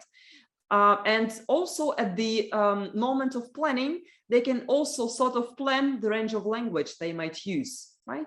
For example, they can think about certain linkers. Like, first of all, after that, on top of this, in conclusion, and so on, right? And if that's the letter, okay, I can use the present continuous. So I'm writing this letter, or I haven't done something. Or if I describe a story, then I need to think about narrative tenses. Yeah, so it's a good idea if your students brainstorm what grammar they can use and what kind of vocabulary they can use. If they know the topic, let's say traffic jams, so they might need some related vocabulary with that. So they can also brainstorm this kind of language and think what they need to pay attention to. Corrections, of course. So it's a good idea if you teach your students to leave a couple of minutes at the end to proofread their work, or you can practice peer proofreading. And yeah, corrections can be allowed, but the corrections should be clear so the examiners can follow what's written, and they can, yeah, and if the corrections are clear, then the students, the candidates will not get a lower score for that. All right. Yeah. And another point, yeah, that's also connected with the planning. So your students should bear in mind, and they should think carefully who their target reader is and who they are writing to, so that they apply the right style conventions and the right tone. All right. Good. Okay. Thank you, Anna. All right. So good. So any questions as for the writing? So this is quite a broad area, which might deserve another special webinar. But again, getting back to the criteria, it's a good idea if you create together with your students or suggest your own checklist. And when students do self reflection or self-check, or you have peer check, so that the students read their partner's papers, so they can evaluate the paper across the criteria, right? So did the student write about what was asked? Yes. So is the letter formal? Yes or no, it's semi-formal. Mistakes, vocabulary, basic or advanced, and stuff like that. Okay. Talking about the language, you may ask your student to underline the some let's say more sophisticated vocabulary that they have used. Or if you would like to draw their attention to the linkers, you may ask them, okay, while writing, underline the linkers that you are using. So that's also a good point. Or underline some more complex grammar than just past simple, or underline all narrative tenses that you used in your story. If the story is about the past. So you can apply these elements, and in such a way you can develop more awareness of what should be in the writing, and your students will have a better understanding of what can help them to get a better mark. Which criteria is affected when students write more than recommended? To be honest, that's a good question. I'm not sure if that depends how many words are extra. But in this case, if let's say there are 10 or 15 words more, the students are not supposed to be punished for that. Of course, it's not a good idea to write 100 or 200 words more, because then the students are likely to make more mistakes there. But normally the students are not punished if there are some extra words in this case. Just the main thing is that they should not make more mistakes in this part of the text, and their arguments or the ideas should be focused on what they are writing. Okay, but no, normally they're not punished for that. But again, this excessive number should be reasonable, definitely. All right. Okay, good. Any other questions concerning the writing section, or maybe you have some questions concerning how to prepare your students to this? Okay, maybe not at the moment. All right. Okay, good. And a couple of things that I would like to mention about basically the importance of the exams and why we should encourage our students to take the exams. So these exams, both B1 and B2 first, are officially recognized, and they provide the proven quality among educational institutions worldwide. The exams are for a wide range of levels and skills. They are secure, reliable, and fair. And this is also a way of upgrading English and developing skills, because this is the testing of all the skills. All right. The use of idioms. Oh, that's a very good question. Is it formal or not? Basically, like idioms, okay, I would say phrasal verbs, but no, idioms, yeah, that depends. Because some of the idioms can be quite colloquial, let's say, and the others could be quite advanced. So it all depends. So I mean, the use of idioms is allowed for exams, let's say, for academic context in the essay, but they should be formal ones. Again, the same concerns phrasal verbs. They may be of both types. I mean, they can be informal, for example, I know catch up on somebody, and let's say look forward to, it's a phrasal verb, but it's of a higher level, more formal. Are standardized tests with mixed abilities fair? You mean fair, right? Yes. Yes, okay. I would say yes, why not? Because if I am a B1 student, but if I aim to take B2, let's say, exam, I should understand my chances. And so I guess in this case, so anyway, they are objective, all the examiners and the invigilators, I don't know, and they are objective and they are trained to be objective and fair. But again, that depends on the initial level. And yeah, so each student, depending on the level, will get their mark, definitely, right? Okay, good, thank you. Yeah, and the final words that I'd like to say, I really like this quote from Cambridge Assessment English, is that learning English is more than just exam and grades, and it's about the confidence, yeah, and it's about the fact that this like exam preparation, taking exams can enrich our experience and opportunities, right? And by encouraging our students to take exam and preparing them for exams, we can give them regular milestones to keep them motivated. And I'd like to get back to the slide at the beginning. So it's a kind of journey. We show our students a journey, and we move on step by step to a proficient level, and we help them to gain more confidence and to develop their skills, language, and providing them with more opportunities in life. All right, good. Okay, basically that seems to be it from me.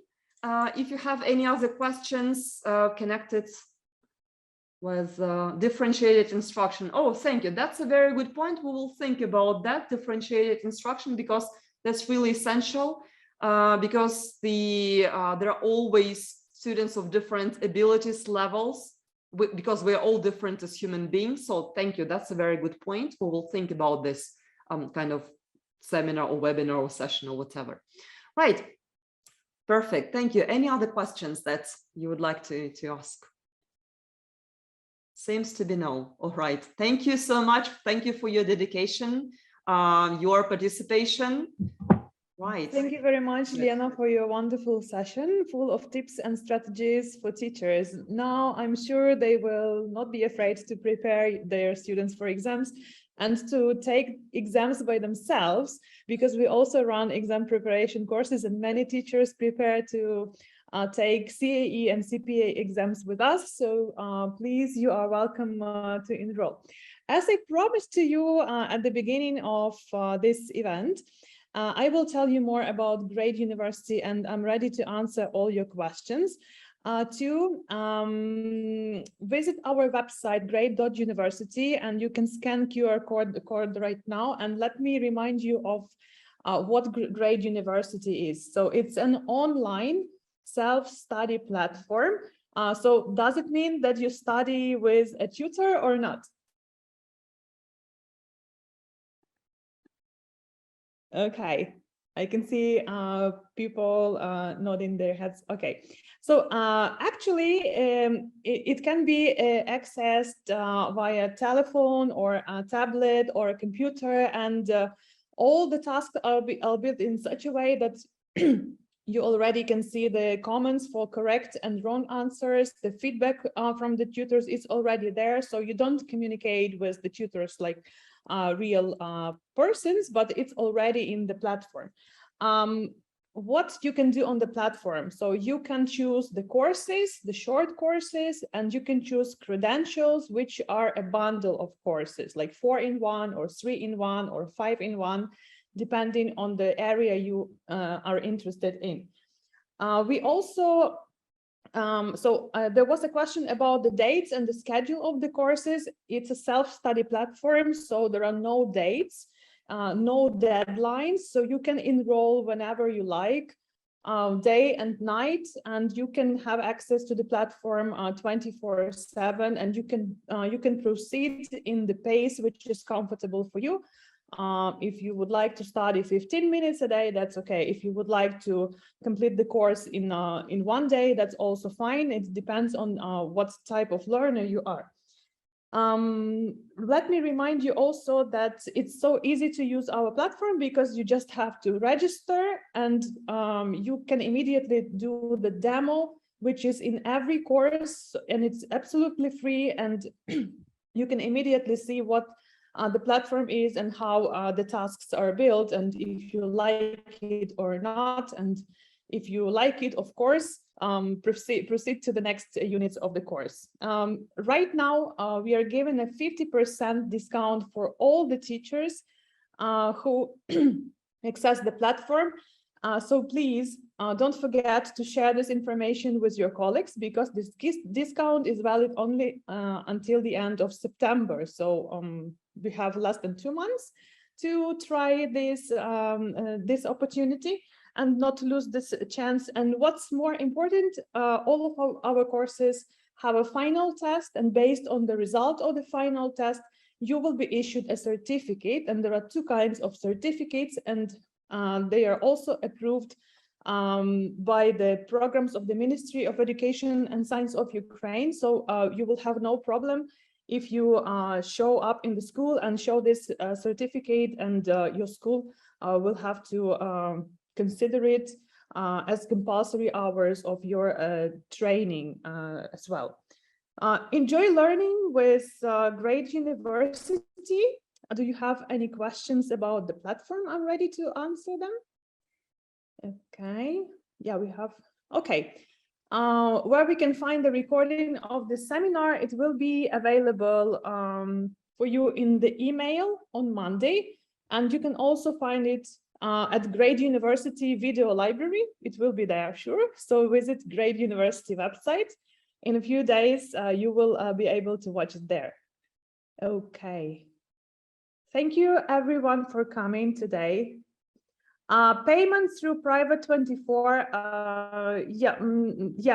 we can pay with different banks, and actually it's Fondi that we use for payment, but you can pay with Apple Pay or with GPay or whatever, or with Monobank, or with whatever bank you use, whatever paying system you would like to use. Yeah, in one click only.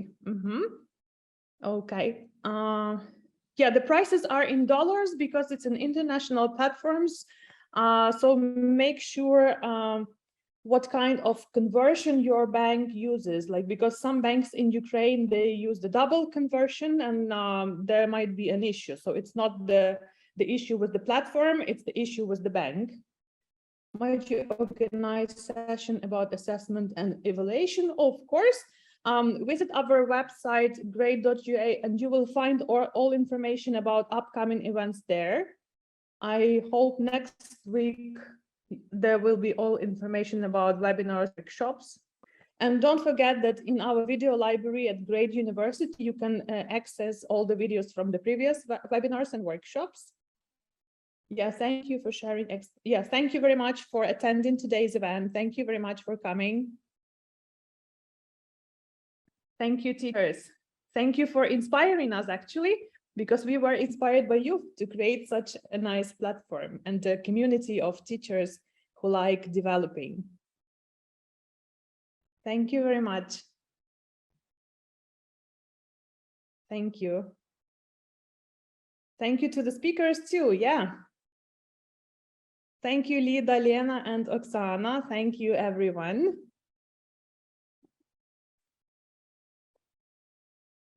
And I also want to thank the great university team, the course writers, the developers, the managers, the specialists who were working on the content of the platform.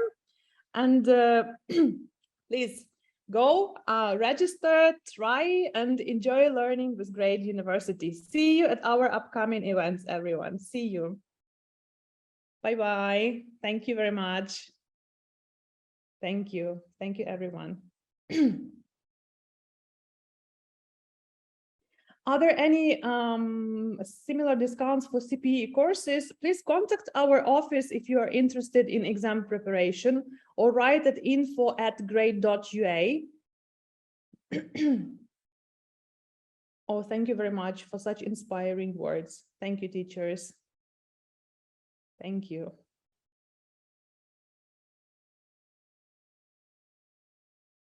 All right. Okay, see you at Grade University. Bye-bye, everyone, and have a nice evening. Bye-bye.